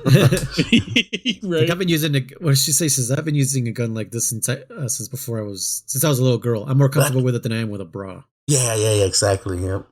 That's funny. So I'm looking at the catalog of all the cards. Mm-hmm. There's some provocative ones here also. Mm-hmm. Yeah, like Konami models.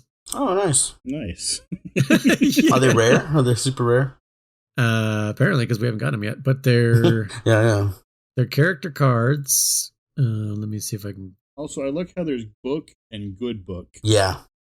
Cool book. No, cool book. Cool book. Oh, right. Yeah, that's right. And one of them says adult content, and the other one says for adults. Yeah. Yeah. That's One what's of kind of them's fun. it might grab their attention, and the other one's like, oh, it'll keep them occupied for a while or something. It's like, okay. What's difference? Yeah. I don't know how rare they are, but it's cards 200, 201, 202, and 203. And the deck, huh? Yep. And there's no passcode for those ones because I know that there's no. I'm pretty sure there's no passcode for those ones. Let me So look. you just got to keep grinding, I guess. Fuck, dude, that's. Oh, yeah, no, Ugh. yeah. It is because, what did I just say? 200 to 203? Yeah. Those are the passcode ones. Oh, so that's what they are Yep. So where do you enter the passcode? in the title screen. Oh. There's below option says password. Huh.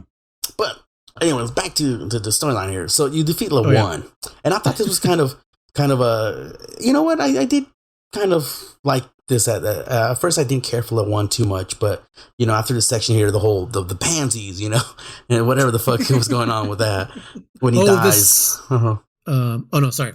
Go ahead. No, when he dies, he's just like, hey, he's like, tell Roger it wasn't me, and I was kind of like, damn, that one kind of, it hit me because I was like, this is who they were talking about. Roger was talking about, Yeah. and he was like, and later on when you talk to Roger later on, he's like, Oh wait, he did we wasn't mention mad at that? you? Did we mention that it was the one that was the soldier that they No, zeroed but out? that's what I meant. Yeah, that's what I was trying to refer to was like that. Oh, okay. It was Le1 that was saying it wasn't me. Tell Roger it wasn't me. So I was like, it was Le1 that they fucking chased after, and he fucking decimated half of the unit or whatever, and then just disappeared and shit like that. Well, with that gun, yeah, he decimated fucking. Well, he's half the missing an unit was arm lucky. too. So I wonder if he was missing the arm from that or from something else. Because I always thought we never brought it up, but I always thought like maybe it was just draped over his shoulder. And then it wasn't until like the bridge section where I'm like, oh no, he's fucking missing that arm straight up, dude. He's not like Aaron in Final Fantasy X where he's just hiding it. yeah, exactly. That's why I kept thinking he's gonna take it off, take off his like Ocelot takes off his no, who was it? Ocelot? Uh-huh. No, the boss takes off her fucking poncho thingy, remember? No, that was the CIA director. Yeah. He just wants a handshake, bro. I just want let me shake your hand. Let me shake your Ridiculous. God, we gotta play that video with that sound effect. That'd be fucking hilarious. I just want to shake your hand. Oh God, that was funny.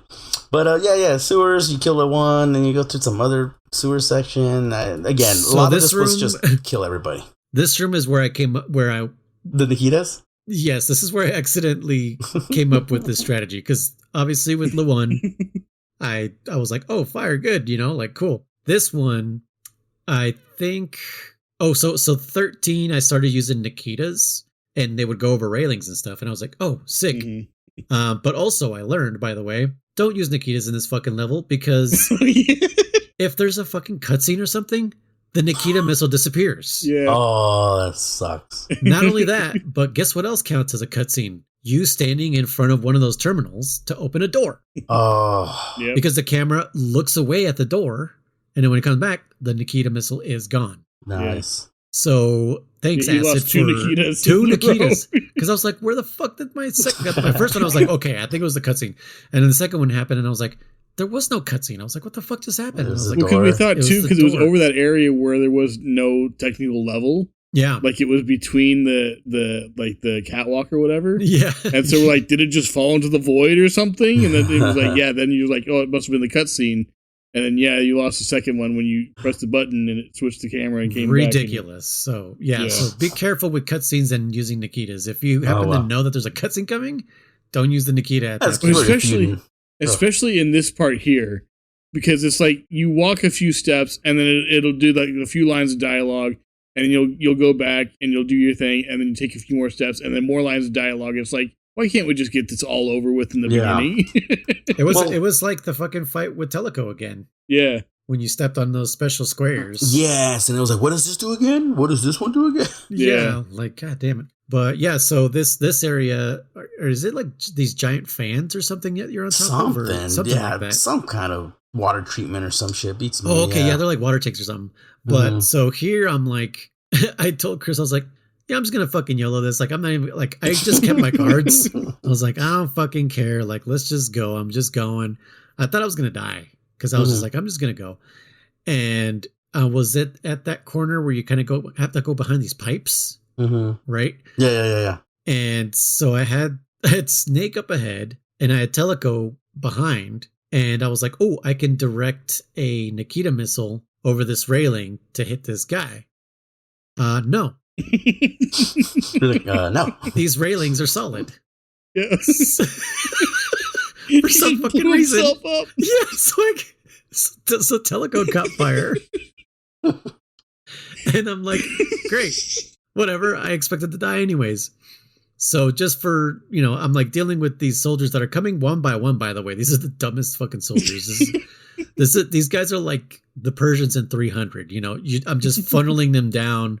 What do they call that hall? The I don't know. Yeah, I know what you're talking about though. But yeah, just funneling them through, right? Their numbers count for nothing, pretty much. So they're going one by one, and Snake's kind of dealing with them. And I'm like, I don't know why I didn't think this was stupid, but I stood next to Snake with Teleco on fire because I'm like, I'm going to shoot this guy at this angle, and I couldn't get a shot off on him. I'm like, dude, this is a perfect angle. I should be able to shoot him. And then I'm like, oh no, I caught Snake on fire. And so and so it just became a whole thing of me catching Snake on fire, Snake catching that soldier on fire. I put Teleco stopped being on fire, and then I made the mistake of bringing Snake back, and then she caught on fire again, and I was like, damn it. And it just became again, it was just a one thing where they all just caught fire. And then they were like, the door's open. And I was like, oh yeah, I was supposed to find the right guy with the key. And they all just died from fucking burns. And yeah, so that's how I got through that stage. Yeah, that's I also got blown up by a few Nikita missiles. Like, it can go over this railing, right? Did you do the same thing? Oh my God. I was like, dude, because they can go up the stairs, but just fucking... Yeah. I was like, I can shoot over a railing. Why couldn't I? Nope. Yeah, because it did on 13. Even in that last room where you had to kill everybody, it went fucking over those railings perfectly fine. But were you on the stairs shooting over the railings? That's what I did. I don't know. No. You're right. Maybe I did do it on the flat floor, and it didn't go over. I was definitely not on like a stair. No, yeah. He was on the flat part. You're right, because even in the section where you got to kill all the guards, same thing. I launched one. And I went up the stairs and I went across the railings and I was just trying to like go around and blow it up. I blew it up in the air. Like I hit the wall thinking the blast radius would hit him, and it didn't. So yeah, I went up and down stairs and rails and everything. And by the way, in stage 13, I was saving state after every section because I didn't know about the thing Chris was saying. Oh. Yeah. So that's why I was just like, I think it was the way I explained it to him. He's like, wait, what? What are you talking about? Like, yeah. It didn't quite make sense. And then we probably just chopped it up to Chris says weird things. We're like, sure.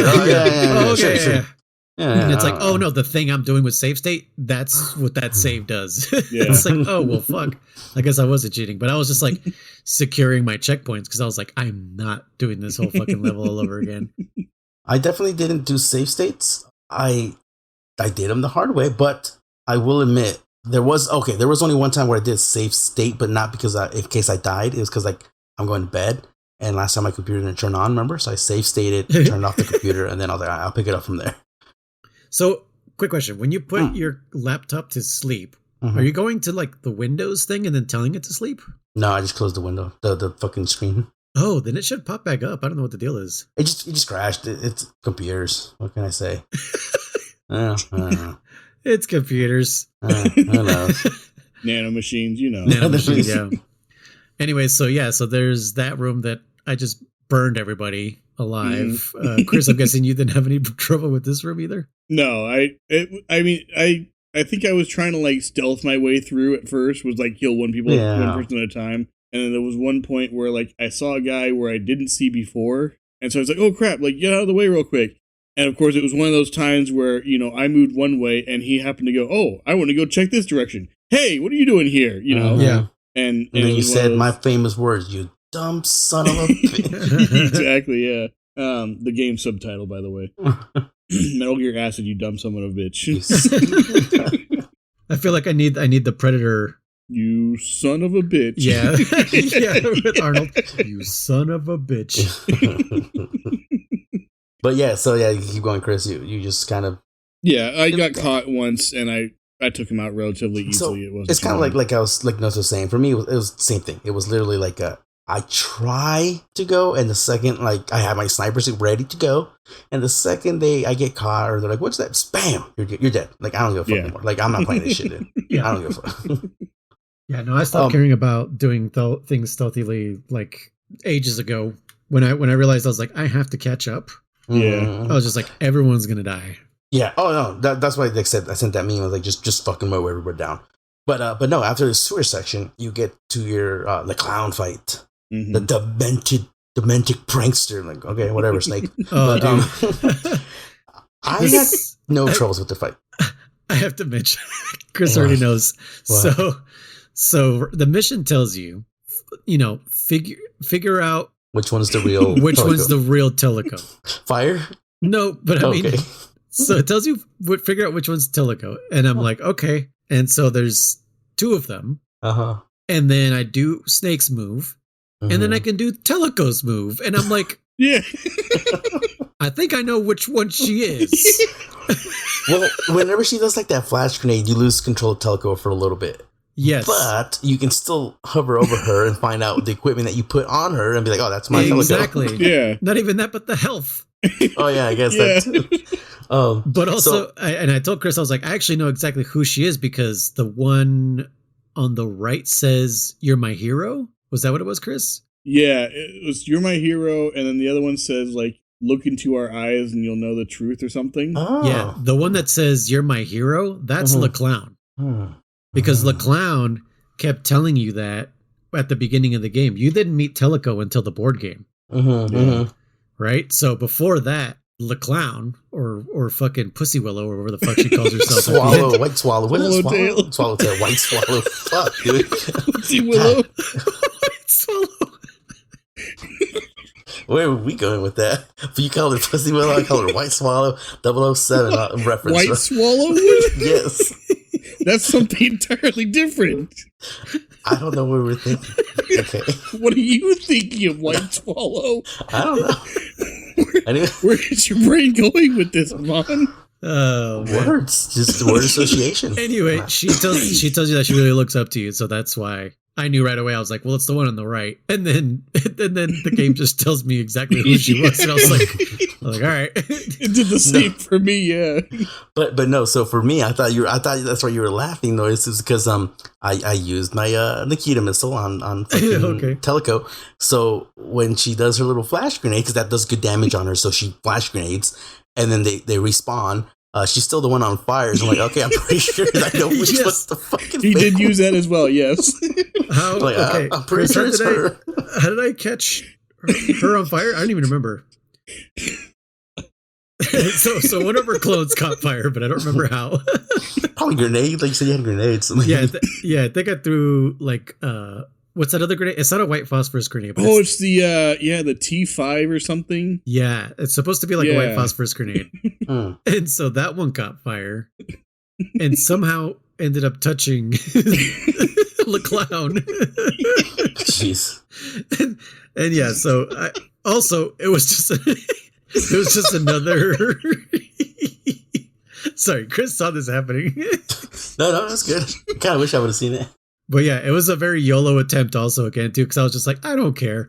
I was just, I expected to die, and I fucking beat her again just with fire. She's dying for fire. And then she tells you the story that she was horribly burned. Oh, damn. And that's why she started wearing makeup. It became LeClown. And I ended up killing her by fire. Oh, damn. I kind of forgot about that. I did not put that in my frame of thought. I just killed her in like the worst way ever. Like just her biggest nightmare. Oh man, dude, I did not think about that noise, but yeah, no, and then I thought actually I was disappointed that that whole smell. Remember, like I was thinking they were going to come back to it. They did. Well, yeah, but So, I meant like so you remember?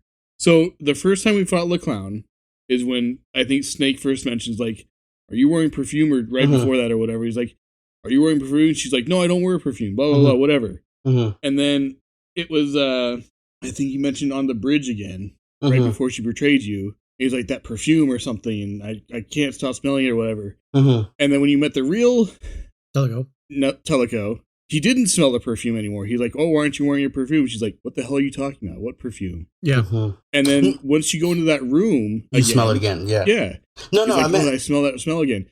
So I thought that's how you're going to identify her with the smell. Okay. But then no. I thought, yeah, like you put your nose up to the PSP. Well, no, because I went with Snake up to Teleco, and then I just clicked on her. I was like, "Is there a select button or something? Like, am I supposed to sniff her?" Oh, like if the punch got rid of was overwritten by sniff. Well, no, I didn't even. Punch sniff. Hey, that would have been to take panties. Panties. Take panties. No, I thought there was going to be, because it tells you identifier. So it's like, okay, does it give you options of what to do or something? Like, how I do think you? the challenge was that you're supposed to, between turns, be like, okay, which one is it? I don't know. I thought it was going to be a puzzle. I thought there was going to be more challenge to figuring out who she was. I didn't know if they were blatantly going to just give you control over Teleco. I figured they were going to start fighting each other or something, and you had to bring up a cat fight, and you know. At some point too, like she, I don't know if she causes like the Acua thing on Teleco, and Teleco actually shoots you. Remember, Chris? I was like, what the fuck? She shot me. Yeah. Yeah, so she does. Yeah, it was weird. And then we did kind of glaze over that once she gets like half health or something, she makes like 3 or 4 Telecos. Oh yeah, that's because I set them all on fire. That's why I glazed over it. but no. What I was referring to, Chris, was like I thought like there was gonna be a section where like we were gonna we thought. I'm sad that Teleco didn't change into. Teleco, the clown didn't change into anyone else. The Master of Disguise only ever shows up as Teleco. I thought she was going to disguise herself as Roger, or even Lewan, or something, or even Fleming, just something else. And then you'd be like, "Oh, how'd you get here? What's going on?" And then you'd be like, "Wait a minute, no, Teleco, it's fucking the clown or some shit." No, it was just there was no other metamorphosis or no other changes, but. Yeah, so then her face is like burnt, like in the shape of a quote unquote butterfly, a white, what is it? Swallow? No, swallowtail. Swallowtail butterfly, which I don't know. Okay.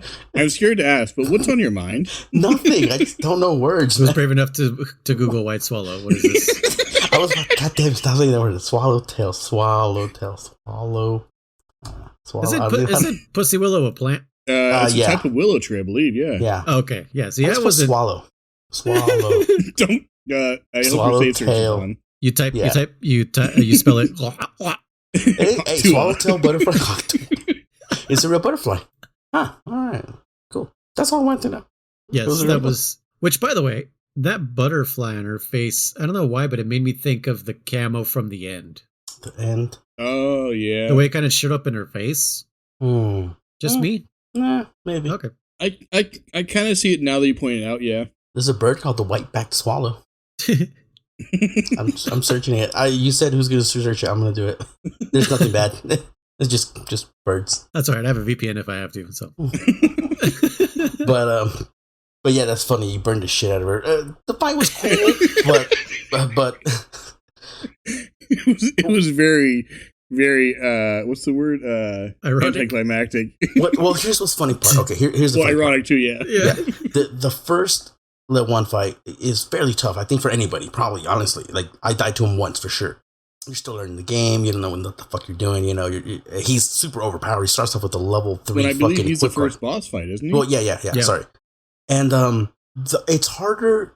Fighting one single person with a good deck is so much easier than fighting a team of people. You know what I'm saying? Like, that's why it's so sad that these bosses aren't even the board game. The second playthrough when you fight Teleco was I literally just demolished her. I equipped in my stealth camo, my mine detector, walked all the way up to her, stood on the red square. She's standing there, just skipping her turn because she doesn't see you, and just fucking unloaded on her. Like, I got an S ranking. I got like a fucking, like cost me total like 13 or something like that to kill her. I never got to tell my story about that. So it took me a couple tries because I just couldn't get her where I wanted her to go. But then there was one point where I was just pissed. And I was like, I'm going after you. And she went a different direction this time. And I was like, oh, okay. And yeah, she almost acted like she didn't see me. But every time I shot her, like, it was just perfect every single time. And then all my like negative cards started showing up. And so, I just kept fucking making sure, knocking her on her ass. And use the negative. Yeah, I broke her pretty. So I broke her. Is that what you're calling it? When you break her? Yeah, when they go faint. Yeah. It's done. So she had only one card. I fucking knocked her out. And that's when all my negative cards started showing up. So she never got back up. Nice. Yeah. She never got back up. And I just shot her while she was on the floor. And I was like, yeah, that's right, bitch. And then I was like, all right, get up. We got to go. Like, that's how the story goes. That's how it goes. You literally just fuck her up. And it's like, all right, now get up. Let's go. Yeah. Can you walk? I hope so. I just killed you. But no, that's what I'm trying to say is like if you get caught by 3 or 4 guards, it's so much harder to fight 3 or 4 guards than it is to fight one single person. Yeah. So that's why these boss fights are kind of like, they're not as hard as, again, getting towards the end now, the Metal Gear fight. I died to it twice only because of stupid, I wasn't getting the right cards. But otherwise, it's fucking easy. It's not hard. I didn't even know how to fight it at first. Well, okay, we'll get to that. So let's keep going. So the swallow. Tail. I'm not faking this, you guys. Swallowtail. I know you're not. That's the best part. You kill her, and then she ended. Oh, by the way, spoilers. She ended up being Teleco's father's assassin because she wouldn't forget that smell either. Because it was a perfume, or was it like flowers? It was like some kind of flower, like lavender or some shit like that. I don't know. Yeah, whatever. Who cares? Moving on. No. Nanomachines. Yeah. So as you move on to the next section, which is. Here is where. So, I did forget to mention this. I wrote this down. I forgot to mention last episode. Fleming talks about his daughter, blah, blah, blah, this. And I instantly said, so his daughter's Minette on the plane. Because she was being held captive by 16. And that's why he was kind of doing this stuff. Like, he's not good either. He did participate in the dark, what do they call it? Dark ritual, whatever the fuck they were calling it. The dark arts. Yeah, the Dark Arts Viper. No, he was doing his thing. But the whole purpose of like launching Metal Gear and doing this was to do 16's bidding because his daughter was being captive or was held captive. And he never says who it is. We never really talk about it, but I was like, it's Minette. Like, what other little girl is in this fucking game that we haven't seen, But see, so fucking, what's his name? He's there. And it's just a lot of talk. We're sorry, guys. Like, this was 2 weeks ago that we did beat this game, or a week ago at least. Week and a half, yeah. Yeah, and it's like, just talk. Just nothing really any importance, just other than like. And especially just at the end, it's just twist after twist after twist that it almost just didn't matter. Yeah. Oh, yeah, well, yeah, we haven't got to the twist yet. God damn, yeah. So, by the way, so you fight Metal Gear. Literally after Teleco, or the clown fight, it's talk, blah, blah, blah. Teleco goes into the Metal Gear. And you stay on the outside, right? Mm-hmm. And I think it's funny as hell because she's like, there's all kinds of shit in here or whatever. And Snake goes, try breaking something. And she's like, what is that going to do? Like, I don't fucking know. Just do it anyway. I don't know. It's like, just smash it and find out. Yeah. I was like, Teleco, like, seriously, it's a fucking robot. Like, start breaking shit. You would never know. It might fucking break something. That was so funny. I forgot that she went into the Metal Gear now that you say that. Oh, yeah, she goes down first. I literally thought she was just in another room while I was doing this fight. No, she goes in there. I think we skipped this over the section where Alice gets, not Alice, what's her name? Teleco gets a call from Alice, and she's claiming that Snake's man came in and took over, and they have Roger captive and shit like that. And there's like a gunshot. Right? And then you're like, oh my God, what's going on? And then freaking she is this where she comes out as being the bad guy? Shit. But the point being is, no, she tells you like, you have to kill Snake. Yeah. Like, she tells you, like, if you get the moment to kill him, kill him. And I was like, yeah, she's not going to do it, obviously. Again, it was kind of like, it went nowhere. Like you said, Lois, these twists were kind of like, all right, like, it doesn't really do anything, you know? Like, it's so far in the game that none of this it mattered. By the way, okay, let's keep going. Metal Gear. The first phase was pretty damn stupid, with Teleco inside trying to blow up these control panels with endless robots that come out, while Snake is outside trying to blow it up.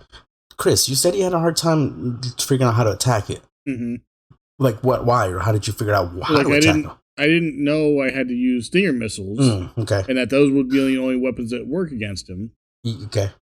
So I tried shooting. I tried grenades. I tried Nikita. I tried all sorts of things. Mm-hmm. No avail. So I was like, okay, I must have destroyed it from the inside. That's what I thought too, yeah. So I had to destroy both the panels, and he was still standing. And I was what did you use to destroy the panels? Because, like, nothing I was using was doing enough damage. I used guns, and I think that was it.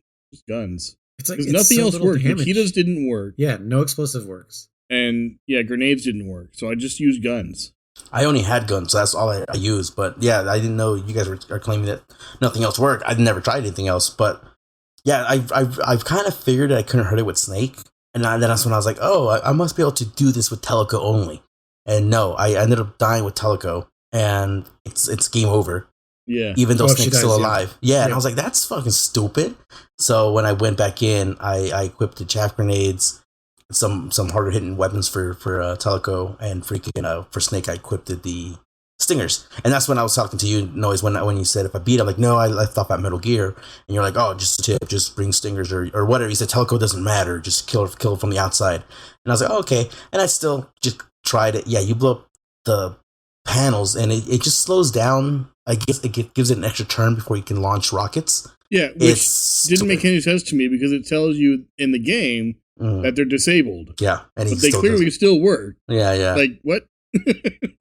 No, and that strategy that came from Chris, because I gave it 2 like honest attempts, and yeah, with Teleco I was like, dude, what is even the point here? And then what's the point? The second time I noticed that when I blew up one of the, let's call them wings, one of the wings, I noticed the terminal on the inside was busted, and I was like, that's what these terminals are. I thought it was just like extra something damage. Maybe not extra damage. I thought it was just something she had to do. So I thought they each had their tasks to take down Metal Gear, but no, it's just Teleco's just helping, quote unquote, take down some damage. And I was like, it's pointless because 3 fucking Stinger missiles takes this thing out. Yeah, or takes a wing out. So it's just like, why is she even trying? So yeah, it's not like even destroying the panel, like cut its life in half or something like that. Nope, it doesn't do anything other than make it an extra turn for it to launch missiles. It is completely pointless. Yeah, and so Chris actually has a legit strat that he should share because this fucking works.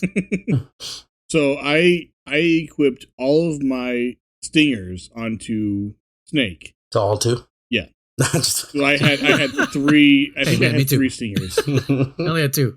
And I equipped all of them on him, and then like some health potions, obviously. Some potions? I don't got that card. Rations, sorry.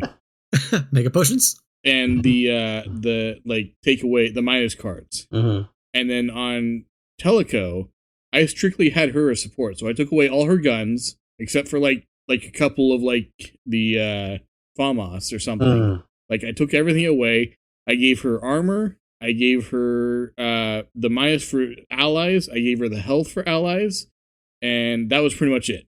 That was just her bread and butter. Was just support Snake, take away his costs as much as possible, and heal him if necessary. So she played the paladin role here. Yeah, because the robot doesn't really do much damage, especially if you're facing it. So all I did was I trapped him in a corner, and I just stand facing him, and it does 10 shots per thing. She has 400 health. I don't care. Yeah, it's going to take a long time to wear me down, and even then, I have a couple of rations for her too. So it's like I don't care, whatever, And so I just kept her alive to support him, and I used him to take it down from the outside, and that was it. I was gonna say, if you bring in the chaff grenade, that should last for like 30 turns or 30 costs or something like that. So that's what I ended up doing on my playthrough. Okay. I still took down panels.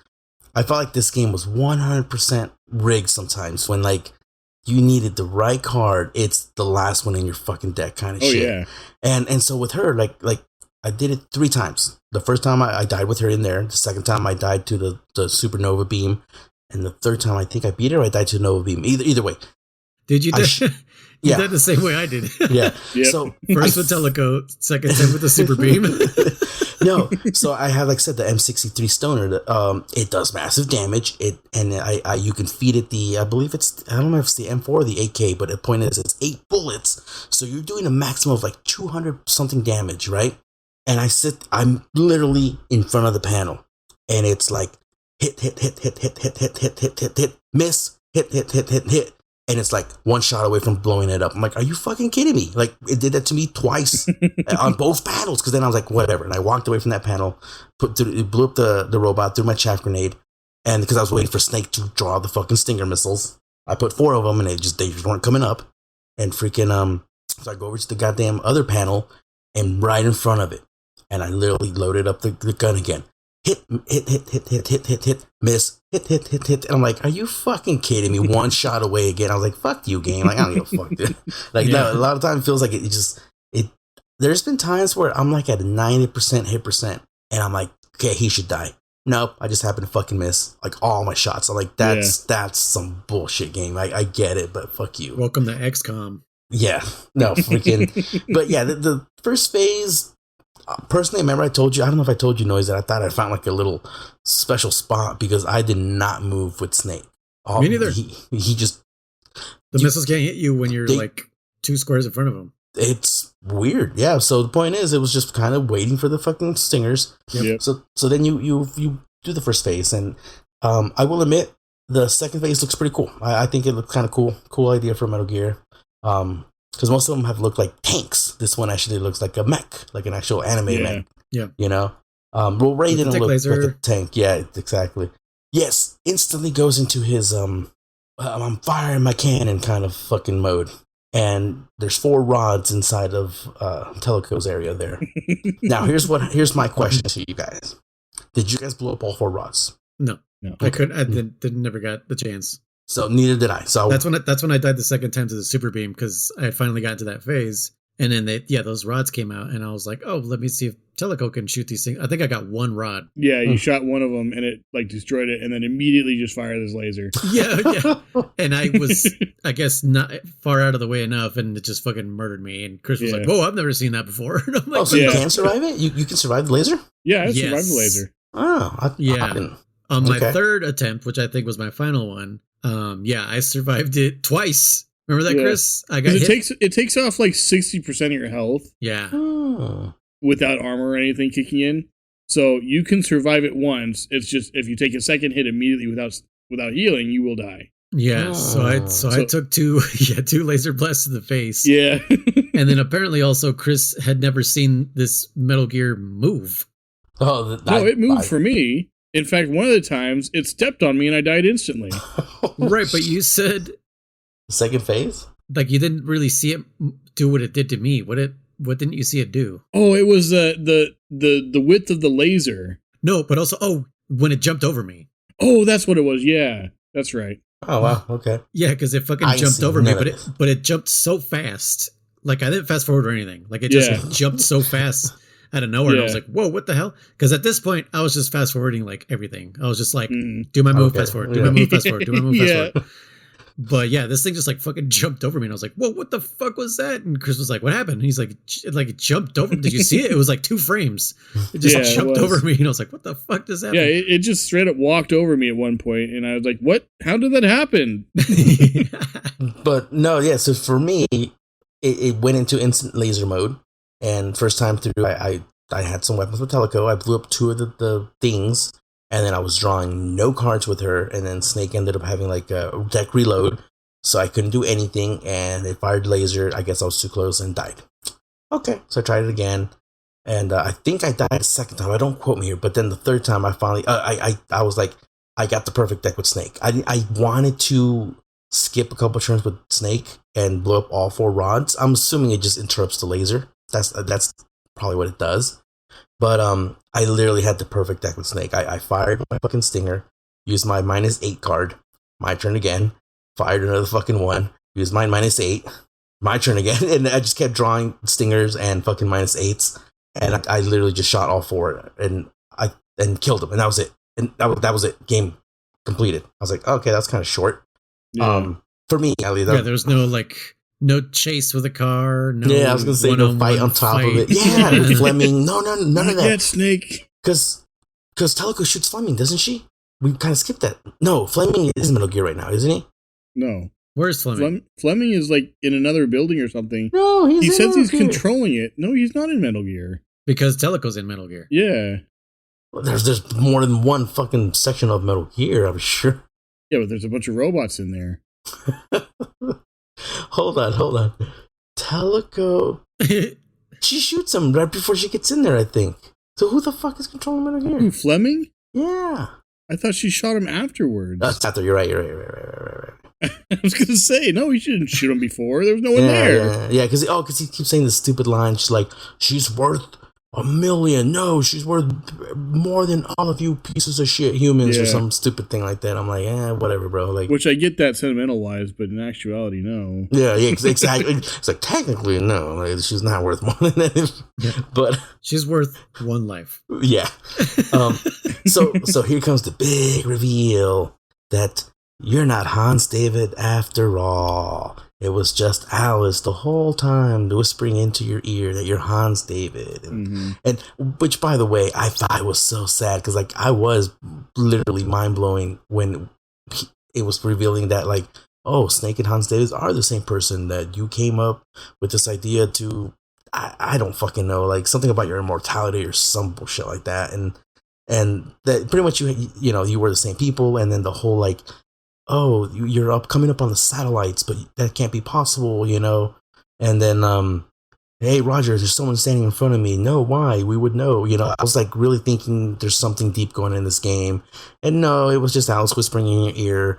And that whole Colonel scene, you on the TV was just a recording. Just a recording she fucking made. She just popped in the tape, and put play on it, and that's what confused Roger, I guess, Which, for me, just ruined the whole story. 100%. Yep, 100%. Like, I knew I was sus of her, but, like, the fact that, oh, this was all just made up. Cool. Yeah, like, exactly. That's what I'm saying. It was this whole, are you Snake or not? Are you Hans David or not? Like, all of that. Like, why is there 2 Snake? It was just her. Just fucking pull. Yeah, again, I just imagine her like, hey, Roger, what's that? Pops in the tape. Into the VCR. He's like, hey, look, there's another Snake on TV. What the fuck, Why does it say play on the top corner? And then it turns out that is tracking. Yeah. The tracking. Can you adjust the tracking? It turns out that she's 16, and the reason she knew where to go is because she's been in this building, in this facility, millions of times or whatever. God damn it, I knew that. I fucking knew it. See, I told you I was sus of this bitch at all, 100%. So then she just... To be fair, you were sus of everyone. I was, which I was right. We're still not done. That's true. I was right. So freaking, she just dies, doesn't she? She like... Okay, so she like overloads herself because she was controlling too many people. Yeah. Okay, that's what it was. Yeah. Yeah. So anticlimactic. Batteries on her universal remote died. Yeah. She just fucking Fox dies. She's like, oh no. Yeah, pretty much. And I was Fox like, died herself. What?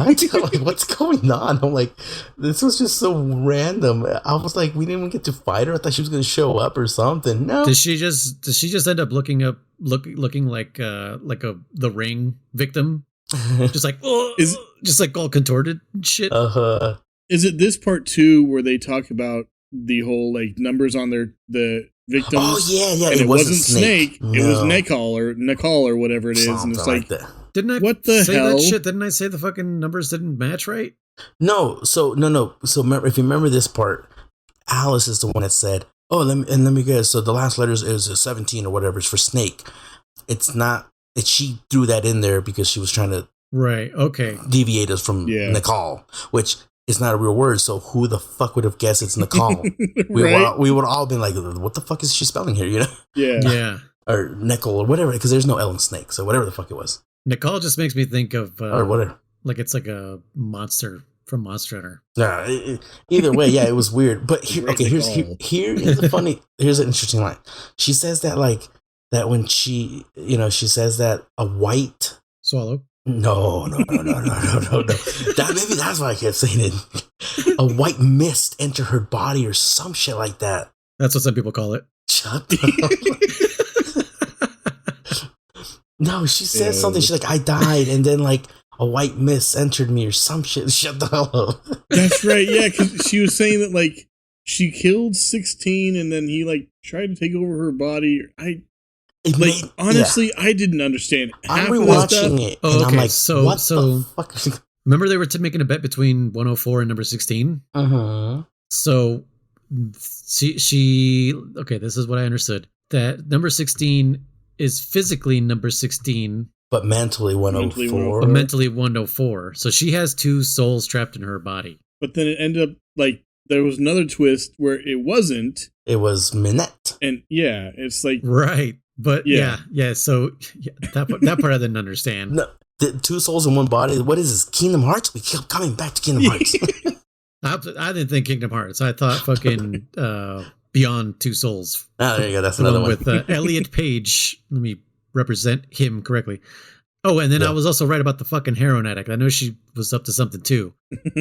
She was fucking the one controlling the goddamn puppets. Oh, that was Lena. Yeah, Lena. The heroin addict. Yeah. Yeah, because again, by this point in the game, I'm like, where the fuck are the puppets? I'm like, what? I thought that was going to be a boss we were going to fight. I thought that was going to be something. Nope. Yeah. It was I think it was last week that I had mentioned like that one part where she's talking about like, oh, I was trying to go somewhere and I fell and collapsed. And I was like, why didn't the puppets go after her? Mm-hmm. But I didn't even think about it. It was her that was controlling them. Yeah. Now, here's the question. I forgot and it didn't make sense. So who the fuck is Lena? Was she being controlled by 16? Or was she her own person? Yes. and then that brings up the men. Didn't answer anything, Chris. That's the point, yeah. and here's the other one for you. Remember how I mentioned, or I don't know if I mentioned it, but you get that call from this guy named Buddy? Oh, yeah. He deep never guy. comes up again. No, Buddy he comes up one more time. Buddy is Alice. Oh, it was Alice? Yeah. Oh, maybe I think you're right. I think it was her. Wait, was it? How? Yeah. To try to steer you in the right direction. So she disguised her voice or something? Well, she's been in your brain, made you believe you were somebody else. Oh, yeah. Okay. She could throw her voice. No, ventriloquist, huh? You're the chosen one on the other side of the wall. What is this? Another fucking Kung Pao? Yes, it is. Yeah. Who am I kidding? Who the fuck am I kidding?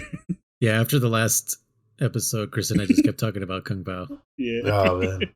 I mean, I'm down for it. I want to watch it. We're going to have to watch it before the next episode. Hey, fuck it. No, but then, like, here's where, again, we refer to this again for the like fifth time now.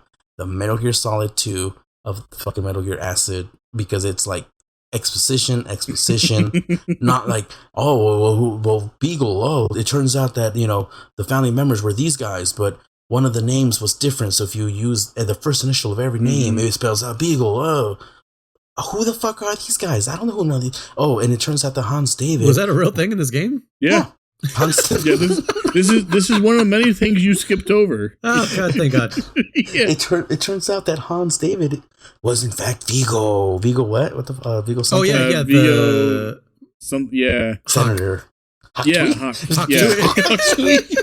Vigo Haktui. God damn.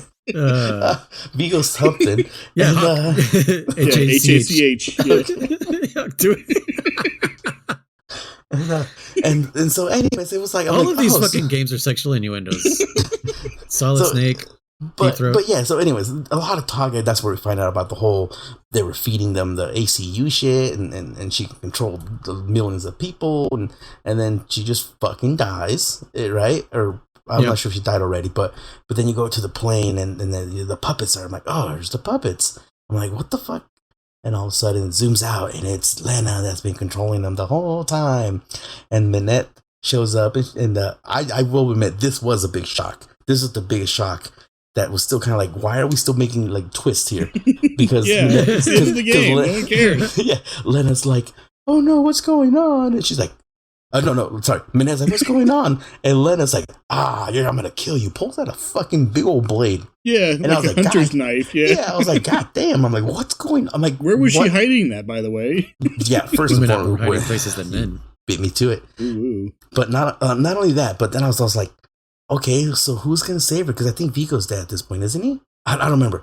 But the point being is, then it cuts to the, when we get back to them, it's Minette that's holding the fucking knife, and Lena's fucking dead on the ground. And you're like, what the fuck is going on? She's like, she reveals that she was 104 or whatever. And yeah, that's what that's what it is. Yeah. No, yeah. So I'm watching the thing. So yeah, no, it's Nicole and Alice hasn't died yet because that's the knife reveal. And I'm like, what the fuck? This is a lot of. I'm like, I'm literally no to myself. This is the end of the game. Because it is, because I remember Chris mentioned it's like it doesn't stop, or one of you guys did, and I'm like, this must be what they were talking about. And I'm like, but so if there's no final boss, then who takes care of Alice? Who's gonna take care of Lena? I'm like, what the fuck is going on? And then then freaking what's his name? Alice dies, like we said. Minette shows up. Minette ended up being again she ended up being. Again, like you said, I'm reading it here. Give me a second, guys. It says, number 16 barely caught a glimpse of me back then. My body was mute. Oh, so do you think Fleming took the body of this girl and made her his daughter and then revived her somehow? Honestly, I have no idea, because there were there's 4 or 5 different end bosses that were revealed at the end that you don't even fight. No, exactly.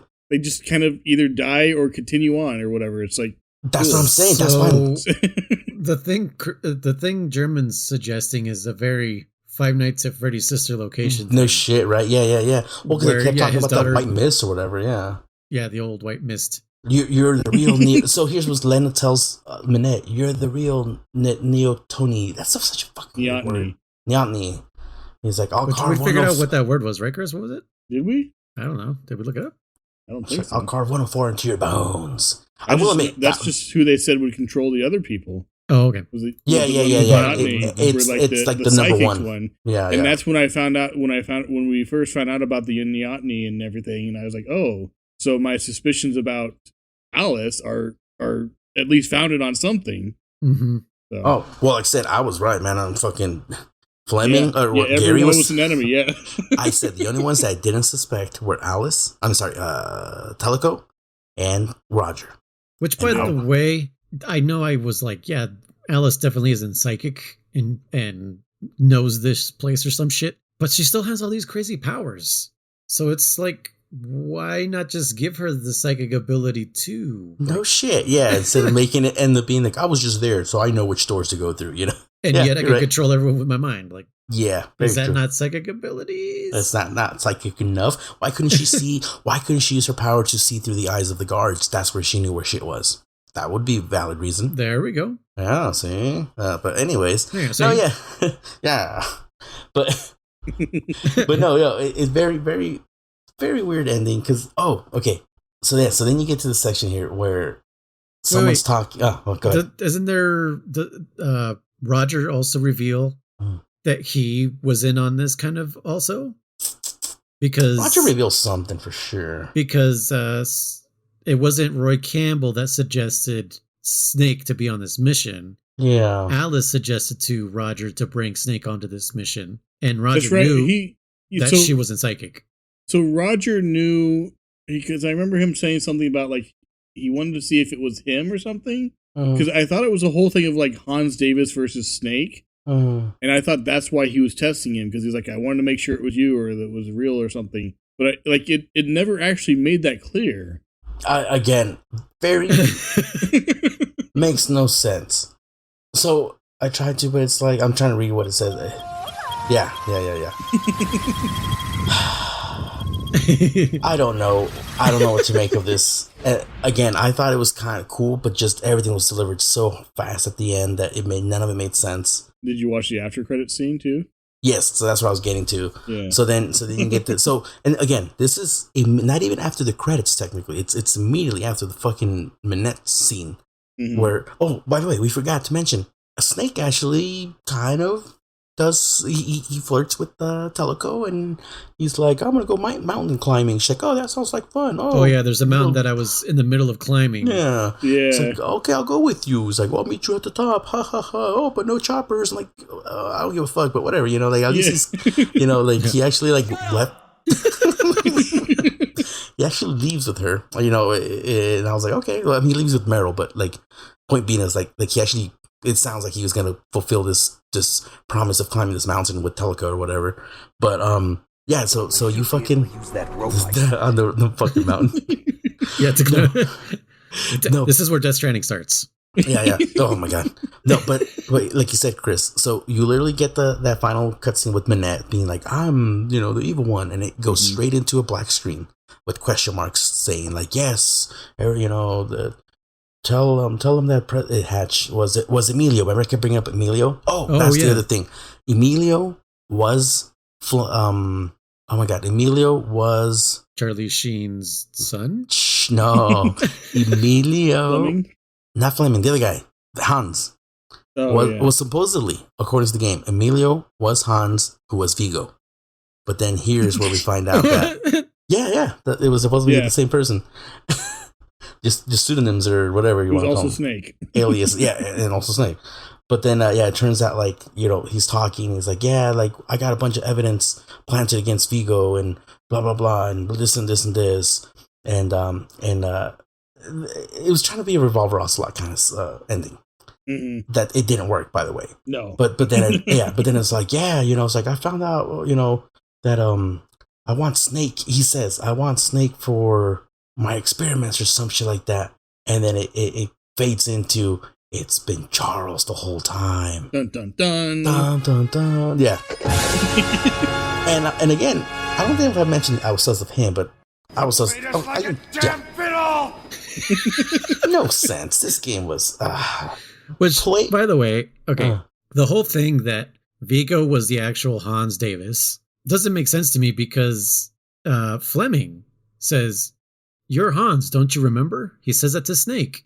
Yeah. So Fleming would know that Snake is not him. He's not Hans. No, that was a part of 16's plan. Or so was 16 also planting those memories into Fleming's head also? No, I think she straight up told him, like, tell him go along with it because of your daughter, because if not, Minette will die. Which makes me think about that bomb scene again, when she's like, cut the red wire. When she's like, oh, stop this, you're all gonna fucking die. She's like, oh no, don't give up on us. Oh, you're right, Oh yeah, she's gonna let them fucking die. And it's just like, she goes, I don't remember the color, but she goes, cut the red one and not the blue one or some bullshit. And then she said, like, strip the wires and then cut this wire. And she's like, okay, I stripped them. Do I put them together? No, don't do that. Cut this wire instead. And it's like, what? Yeah, that's what I'm saying. Because she sees something or she hears something. She goes, wait a minute.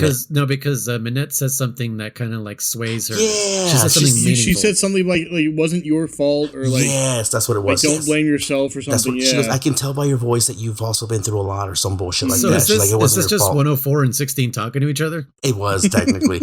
And what the fuck? And that's what's funny is because like then she goes, wait a minute, don't do that instead. Do this. It's like, wait, was she trying to blow him up the whole fucking time? Like, what the fuck? That's 100% what was going to happen. Yeah. Yeah, I was confused. I was like, oh man, it's so weird. But by the way, guess who's in this game? What name comes out in this game? Noise. Hold on. I forget his name from MGS2. Scott Dolph. Scott Dolph. And guess what he does in this game? The same thing he did in MGS1. Okay, guess what else he does in this game? Completely sits in a corner because he's like, I don't know what the fuck's going on. No, he's the new pack CM narrator. No way. Yes, sir.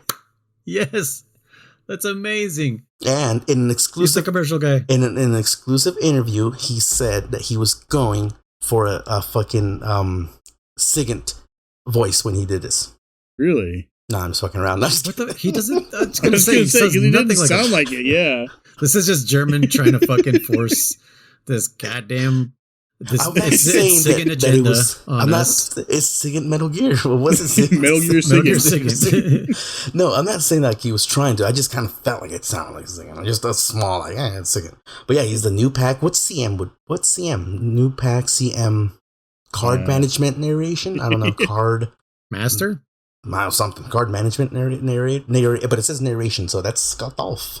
That's cool. Yeah, so that's kind of, because I was curious as to who the voice for that section was. The only voice we fucking have in this game. So this guy's cool, man. Not only does he work on the translations, but he's got his name put onto a not main character, but a side character. And now he got to voice act. Dude, your girlfriend's gonna fucking kick your ass for that. What? Yeah. My girlfriend? Yeah. Oh, Fortune? Yeah. My queen? Yeah, you're like, oh, your dad didn't really matter. He wasn't even really part of the story. Fucked up.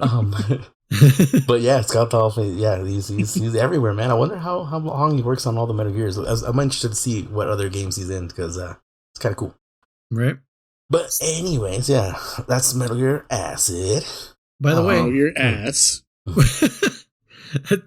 Did we even? Well, I know we didn't, but did you guys even think about why it's called Acid? No, because it's an acronym. It's capitals. It's Action Card ID Delta. Sure. Well, the I is an exclamation point, so I don't think that's a actual letter. It could be flipped upside down. I mean, it's a complete fine. Dismay.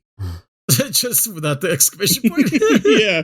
Action Card Destroy. Action Card something. Well, do you know what it is, or are you just fucking with us right now? It's Assassin's Creed Delta. No, shut the hell up. Stop. So I was right about the exclamation point. Yeah. No, actually, you're wrong, Chris. It's Active Command Intelligence Dual. Oh, okay. Yes, so that's what ACID stands for. That is an upside down I as an exclamation point. Chris, doubt me. It doesn't change the fact that it's Metal Gear ass. Yeah.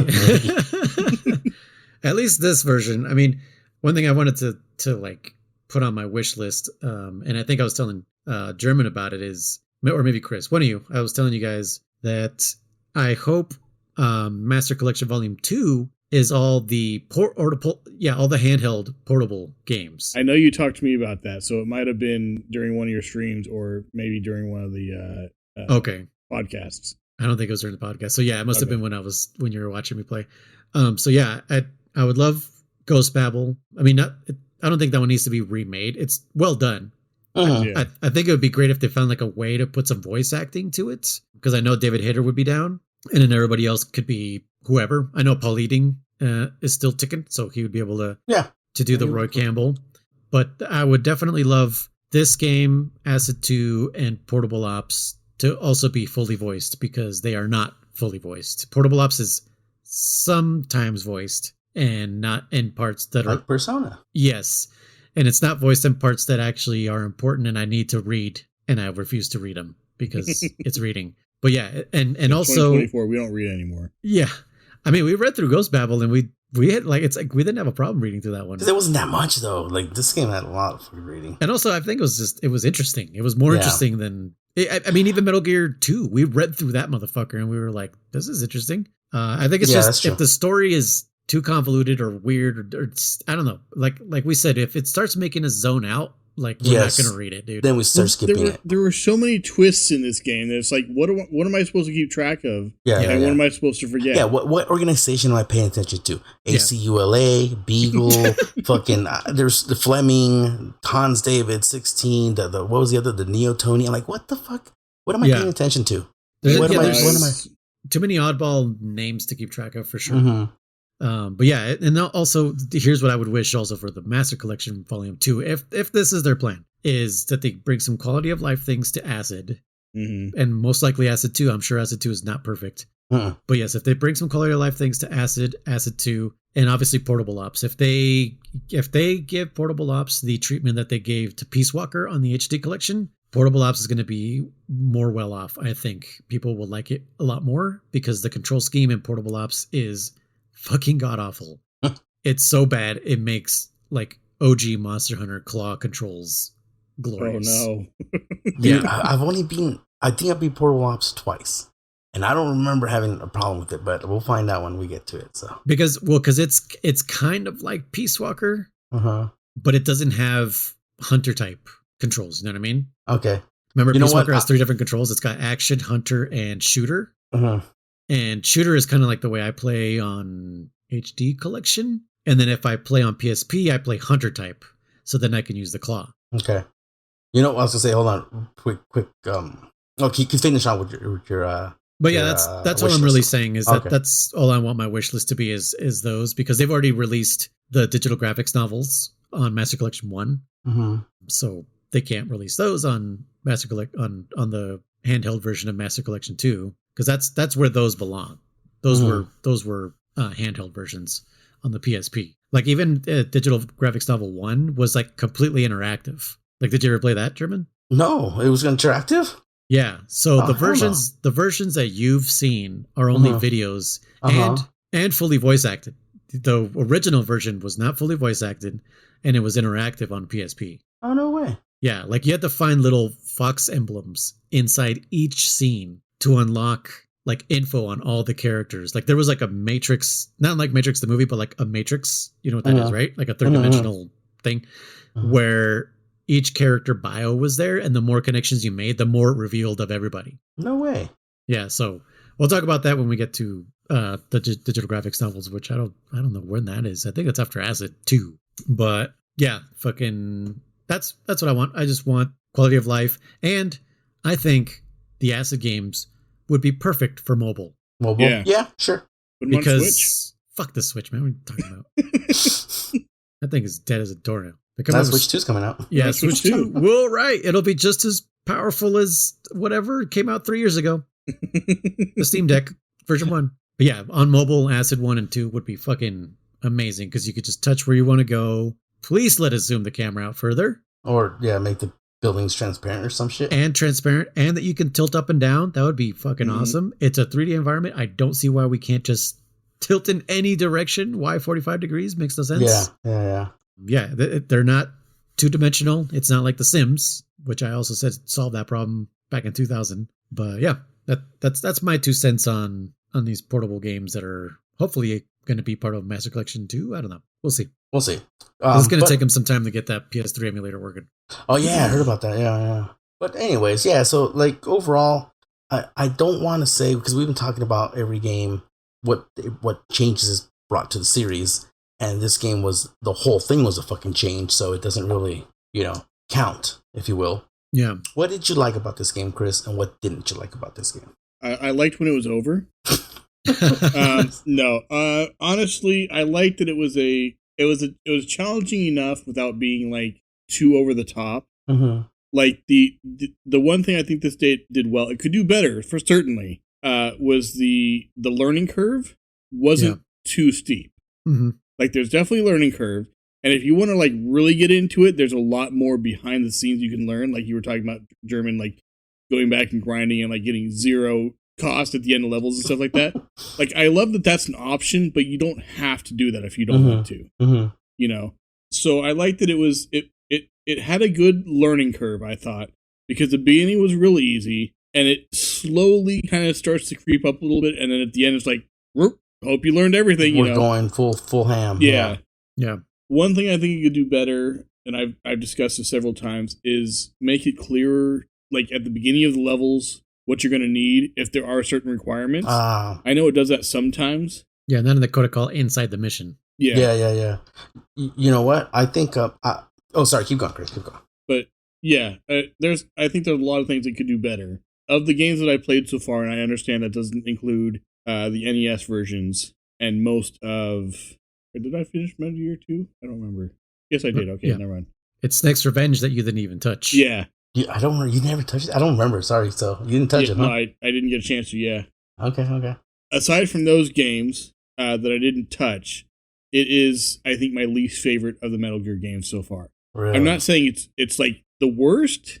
I'm just saying of all the games I played so far, it's my least favorite. Okay. Least enjoyable. So. Now, that because of like all the bullshit, or was it the gameplay that turned you off? It was the gameplay. Okay. So when I first heard about this, and I heard it was like Chain of Memories, Kingdom Hearts Chain of Memories, I was like, crap, I'm gonna hate this. It's gonna suck, but I'll try it. That's part of the fun of this, is trying this stuff for the first time, experiencing and everything like that. So I'll go into it with an open mind. I'm not gonna just like, I hate this, is worse, and I'm just gonna have that attitude the whole time. And then I talked to Noise, and he's like, no, it's more like tactics, like Final Fantasy Tactics and stuff like that. I was like, okay, that's a little bit better. And they're both kind of right with tactics, you have like a certain move speed you have, and that's just a set thing. There are things you can do to change that. Yeah. But it's mostly you just have a certain move speed, and that's it. Whereas this, it's like, it depends on what card you get. Mm-hmm. Oh, yeah, absolutely. So that particular portion I didn't care for. If they had made it to where you can only move a certain amount per turn, that was it, I'd be fine with that. Or if it was like all your move cards will be all the same amount or whatever, that's fine too. It was just trying to strategize with the moving and the using of the cards, and if you don't get lucky and you have a deck of 40, and like you were talking about, German, when you were fighting Metal Gear, and you're like, I swore, I get at the beginning of this deck, and then you reshuffle, and it's not until the end of the next deck that you get that item again. I had that happen to me at least 3 times, and it's like, that's so annoying. So why can't you have, I think if they had a separate section for moving cards and action cards, I would be way more for it. Now, even if you still had that limit of 40 total, and so you want to go in there with 30 movement card and 10 action cards, that's fine. Give me that option. Choice, yeah. And that's my choice or whatever. But let me have that choice where there are 2 separate pools to choose from. Yeah, because it does feel like when you're playing Magic and you just keep drawing mana cards, and you're like, bro, the fuck am I going to do with all this mana? Yeah. Like, can I get a fucking card that does something? To use this mana on? Yeah, exactly. Yeah. No, I don't remember how 2 will go. But I do agree with you where I'm like a quality of life that would be nice noise. And this would probably be more about rewriting the game in a sense. But I don't understand why the C4 card, you have to draw it in order to use it on the level. If you want to use it as a weapon, fine. If you want to use it to take out guards and blow up barrels or whatever, fine. But if it's part of the mission, why can't it just be walk up to the wall, trigger a cutscene? Oh, I'm glad I brought that C4, and you fucking plant it on the wall, and then, you get to move on. You don't have to draw the card. It's just in your deck, and it gets used automatically for that section there, Like the PSG1 section, I kind of get that one. You have to draw it to use it, but it was so annoying because you had to go back and get 1 or 2 of them to come back to the bridge and then pray that you fucking draw it and then draw the other one so you can fucking shoot it. It's so fucking annoying. Pretty much it takes you out of this immersion of this game. Now I don't know or the door issue. How we talked about how you will waste a card just to walk up to the door to open it, and then you have to waste another card. Or cutscenes, yeah. Yeah, oh my god, or cutscenes. I don't standing and crawling. Yes. Super flawed. These are all things that can be fixed. I can see why people hated this game. Absolutely. No doubt about it. I still personally enjoy it. I think the gameplay aspect of it, other than those bullshit things, I still enjoy this game. I thought it was fun. I overall liked it. I'm hoping 2 does go smoother when we get to it, but for me, this is maybe, I think probably the NES and Snake's Revenge are still my bottom tier. The only thing those games had going was maybe some cool music. That's about it. Dude, the music on Snake's Revenge is fucking dope. Yeah. Why is it so good? Yeah, I know, right? Yeah, I mean, other than the quality of life things for me, it was enjoyable. When you got a good flow and the cards were coming. Mm-hmm. Oh, yeah. There's no greater high. Yeah, it was just yes. And what was cool is even if you redid your deck, they came at you in the same order. I don't know if you noticed that. No, really? They weren't shuffled. Your deck just reset and then you started over from how it was. Oh wait, no, I never noticed it because I was get pissed off because it adds 10 costs to fucking reloads. Yeah. So, but I mean, at least that's what I felt because I was like, oh, these are the cards I had at the beginning. I might be totally wrong, but that's how it felt like to me. It felt like the beginning cards were showing up again, and I was like, oh, cool, I'm going through this loop again. But that, like you said, there was no greater high when you were just like, the cards are fucking in my favor. I'm doing this right, and especially with not grinding. I had to deal with just the cards that I had, and I was just like, I don't have the time to grind. I need to catch up to the second checkpoint, and then I have to beat this game. Yeah. So it was just like, fuck. Within a week, yeah. Yeah, within a week, how am I going to do this? And so, I just had to kind of resort to the card gods, giving me what I needed. And yeah, some of them were bullshit. And I don't know, for sure, after 7, everything felt good, except for 13. 13, like I said, I saved state, so that helped me. I think I only died once anyways, and that was on the way back from when... Oh, no, twice. I died twice, because the first time was in that hallway with those guys with the rear... Evade. Evade, and I was like, fuck! And that's when I got CQC'd to death. And then the second time I died was right before the last room, right by the elevator or whatever. Yeah. One of the guys saw me, and then it just chaos ensued, and I was just like... I don't even think I let them kill me. I was just like, I'm out of here. Just reset it. I just reset it. I'm like, I'm not doing this again. Because I was just like, I was literally like one block away from them seeing me. And I just happened to get into the block that they saw me, and that's how when fucking shit hit the fan. I forgot to mention on stage 13, one of the ways I had died, and I think this might have happened twice, and it was so annoying. When you have a partner die, they just fall down and says out of action, right? And then I think Snake was the one that had died. And I had Teleco like clear on the other side of the map at the exit, ready to go. Snake wasn't at the beginning, but he was still pretty far back, right? And then, of course, when Snake dies, they're like, oh, it's still in alert, so they're still looking for you. Well, they'd come up and they'd found Teleco, and they started shooting her, but she still had quite a bit of life, and I still had health and everything, the rations and everything, so I wasn't too worried about it. So Snake finally comes up. I move 2 spaces forward. They see him again, kill him. So he's down again. And then they finally killed me as Teleco, and I was like, oh, you gotta be fucking kidding me. It was just, like, nothing hurt more than that right there, was moving Snake 2 spaces forward, or 3 spaces forward, or whatever it was. They saw him, they killed him, and then just went back to destroying Teleco. I was like, oh my gosh. Well, at least you didn't soft lock yourself in the armory like I did with Teleco. Yeah, that's true, yeah. That's where Snake couldn't even go in to rescue her because she had the fucking key. Oh, jeez. And she kept getting killed by that stupid fucking turret. Like, just a few steps away from the PSG one, man. Just a few steps away. Soft locked. Which, I don't know if this has happened to you guys. I've had it happen, and it could be a cost thing, but I've never seen the turrets have a cost. No, I don't think they do. I've been shot at 2 or 3 times in a row by those turrets. Yep. Before I get my turn again. Yeah. If you are in a square, and if you're in a square that the turret can see, they'll just shoot you. They'll out of turn shoot you. Yeah. That's how I found that out. Yeah. That I couldn't get Teleco away. I was like, cool. I guess you just keep dying here. Yeah, so. You only revive with 10 health. Yeah. So yeah, anything is going to kill you. And it's there's cards that revive with more. Well, yeah. But that's later in the game. When the fuck we're supposed to give those to her. Yeah. Okay. Plus, we didn't grind like you. Yeah. Dude, it was there. You're still grinding. You're still grinding. You've been playing this whole time. Fucking grinding. God damn. As we speak. Yeah. But anyways, that was Metal Gear Acid. It made no sense. No, none at all. Whatsoever. Chris, do you think this is canon? No. Okay, yeah, so good question. Based on what I know, I don't know.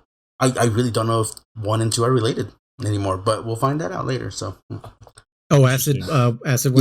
Mm-hmm. Okay. What do you think? What do you guys think? Do you think this is canon, or do you have any arguments for it at all? The only way this could be canon is if for sure we were not the Solid Snake. Because the fact that they said that he was in Vietnam makes me... I could have sworn there was one point where they specifically referred to him as Solid Snake, though. What do you mean? In this game? In this game, yeah. Oh, no, yeah, they call him Solid Snake. Okay. But remember, they called you Solid Snake in Ghost Babel. Right, they called you Solid Snake in Ghost Babel also. But Alice also says it's just a code name. Oh, you're a name seeker or whatever, no namer or whatever they're called. Oh, yeah, what name the hell? Knower. Yeah. The name knowers and whatever, all that shit, so... She couldn't fully control him because she doesn't know his real name or some shit like that. I don't fucking But I thought she said he wasn't a name knower. I was so confused about that because it's like, what does that mean? Like, what? Like, it's a whole new level to this game that they don't flesh out at all, and unless it's aside from those couple of points where they mention it. Yeah, again, made no sense. I think that's what it was. It was that she doesn't know his real name, so she can't control him. So that's why she was trying to implant those ideas in his head and had what's his name Fleming go along with it to see if that would control him, or at least manipulate him to an extent, because she can control anyone she wanted that has the ACULA shit in them, the ACU. In NWA. NWA. Names with attitude. Yes, there you go. So her powers are pretty much like the Death Note. If she doesn't know their name, she can't control them or affect them. Yeah, pretty much. And then she dies anyways, but whatever. Fuck. God, again, her just dropping dead. I won't lie. I was like, maybe she gets away and she comes out in acid too. And then she's like, oh no, I'm dead. I'm like, okay. I'm like, I guess she does. The chick in acid 2 looks like Alice. Yes, it does. That's why I was like, maybe that's where she's from. But no. I mean, not that I remember anyways. Again, I don't remember. Acid, I'm pretty sure German just dropped a major spoiler for us right there. Because he's like, oh, is this where she gets away? Nope. No, I said, does she get away? Is this where she gets away? Rewind the tape. Rewind the tape. All right. But yeah, I like this game. I do. It's super flawed though. Super flawed. I'm hoping 2 is better. Because I've only beaten 2 once. So I think if it wasn't for that BS, like just needing specific cars for specific situations and them learning the stage 14 thing too late, where they should have applied that to stage 7 and 13, by the way. Yeah. Yeah, if they would have just done that, I think this would have been a much better game. I see what they were going for. Like, I think good solid first attempt, you know? Like, they definitely tried something new, which I love that the Metal Gear series does. Yeah. You know, it's even though this one's completely different, but all the Metal Gears always try something new. Yeah, exactly. They're not afraid to experiment. And it's kind of like the way Monster Hunter is. Monster Hunter experiments with every generation. So same thing with this one. And they were just like, well, you know, how do we make Metal Gear portable, but also digestible, you know? Yeah. Because you could put the PSP to sleep. So you could, in the middle of stage 7, be like, fuck, I can't deal with this on my bus route home. I need to fucking put my PSP to sleep real quick. And hopefully your battery doesn't die on the way home. Yeah. Because those were the worst, dude. When you fucking put your PSP to sleep and you completely forgot about it and went to go pick it back up and you turned it on and it didn't turn on, you were like, I lost everything. Where was I even? Where did I save? Yeah, like shit. So yeah, if anyone out there played it on a legit PSP like Chris, hopefully you had a good battery. Yeah. I was never far from the plug, that's for sure. Yeah. Yeah, I'm just glad all that shit still works. Like, I took really good care of that PSP. Yeah, it's really well working, yeah. I gotta say, you did really take good care of it. I was impressed. And thank you again. Yeah, no, absolutely.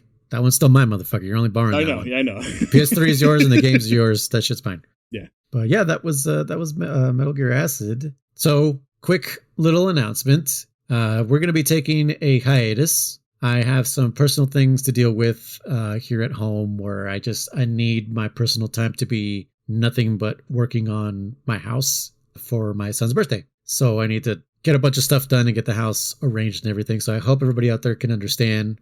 I'm sure Chris and German appreciate a little bit of a break. It'll be nice, yeah. Because we have been going for this is actually episode 25 for us. But in reality, it's actually episode 28 because of our 0.5s that we had for our trailers. Oh. A little over 6 months, episode. By the way. Yeah. Oh, and the Lost episode. Yeah. 4 hours. That's true, yeah. Lost. Yeah, I guess that would make it episode 29, I guess. Yeah. But to you guys, it's episode 25. So yeah, we've been doing this pretty strong for more than half a year. Straight. I can't believe it that we actually have made it to half a year. Yeah. I think there was 1 week it didn't work out, so we had to like delay it by a week or something, but that was it. Yeah. Pretty early on. I don't know. Yeah, I don't know what happened there, but somehow everything's still released almost on time.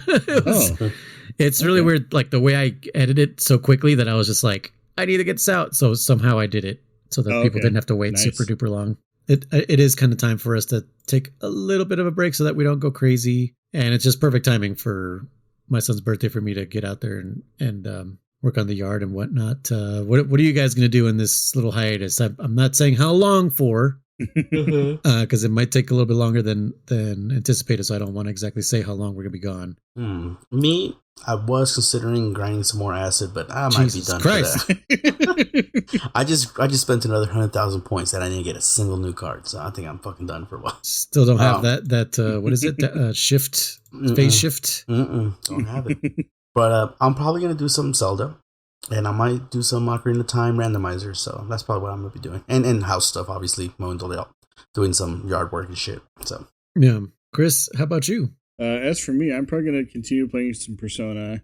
I'm not sure what I'm going to do after that. I don't really have any plans. Okay. So, I don't know. Maybe go to Disneyland.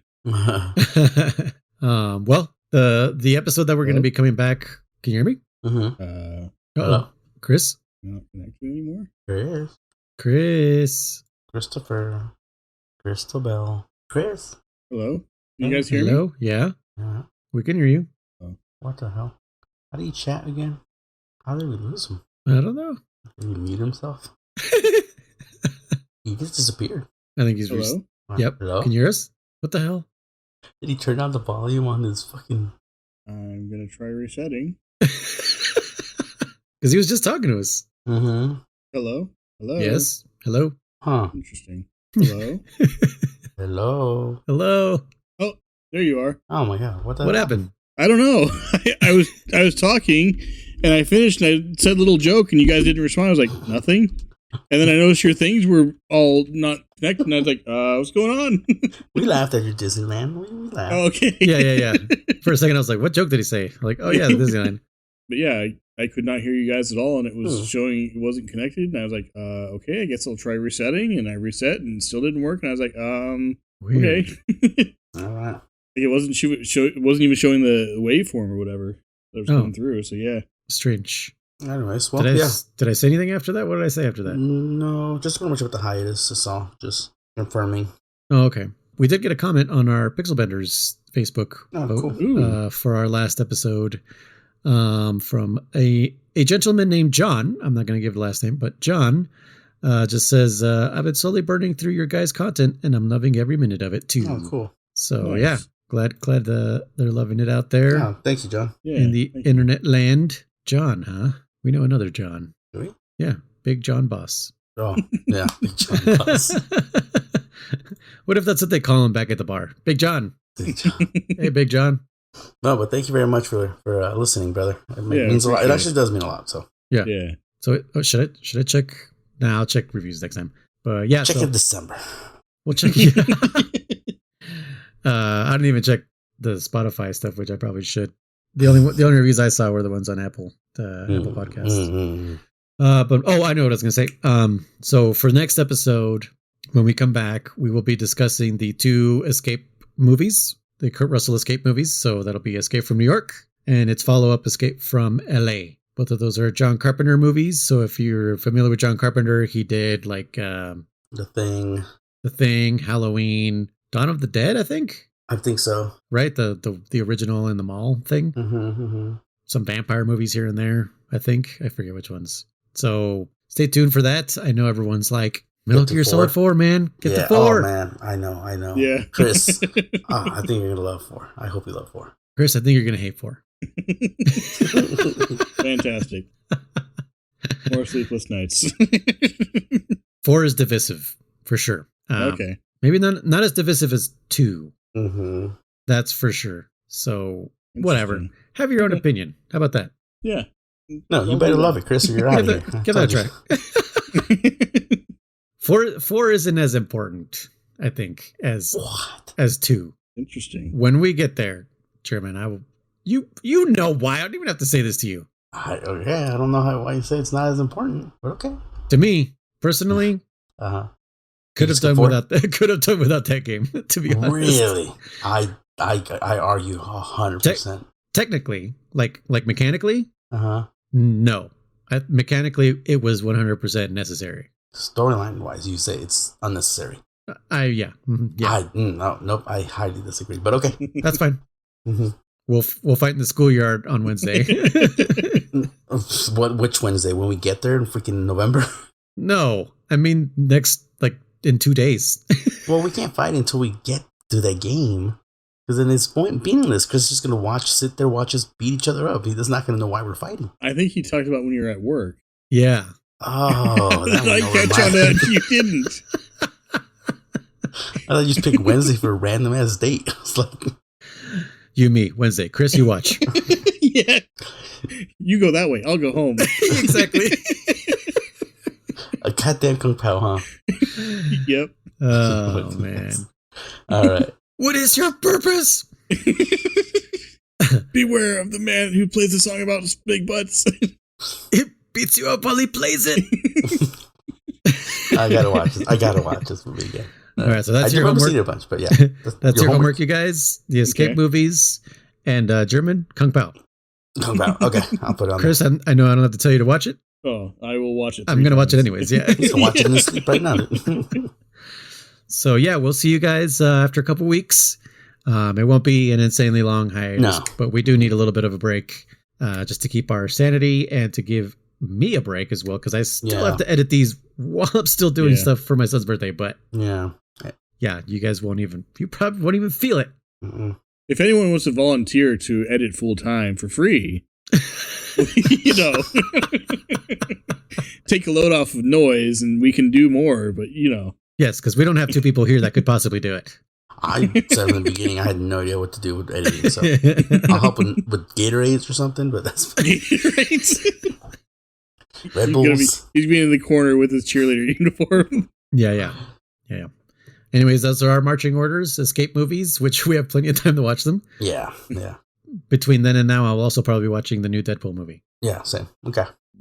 So we'll see you guys next time. This has been Codec Calls, a Metal Gear Saga podcast. I've been your host, Noise.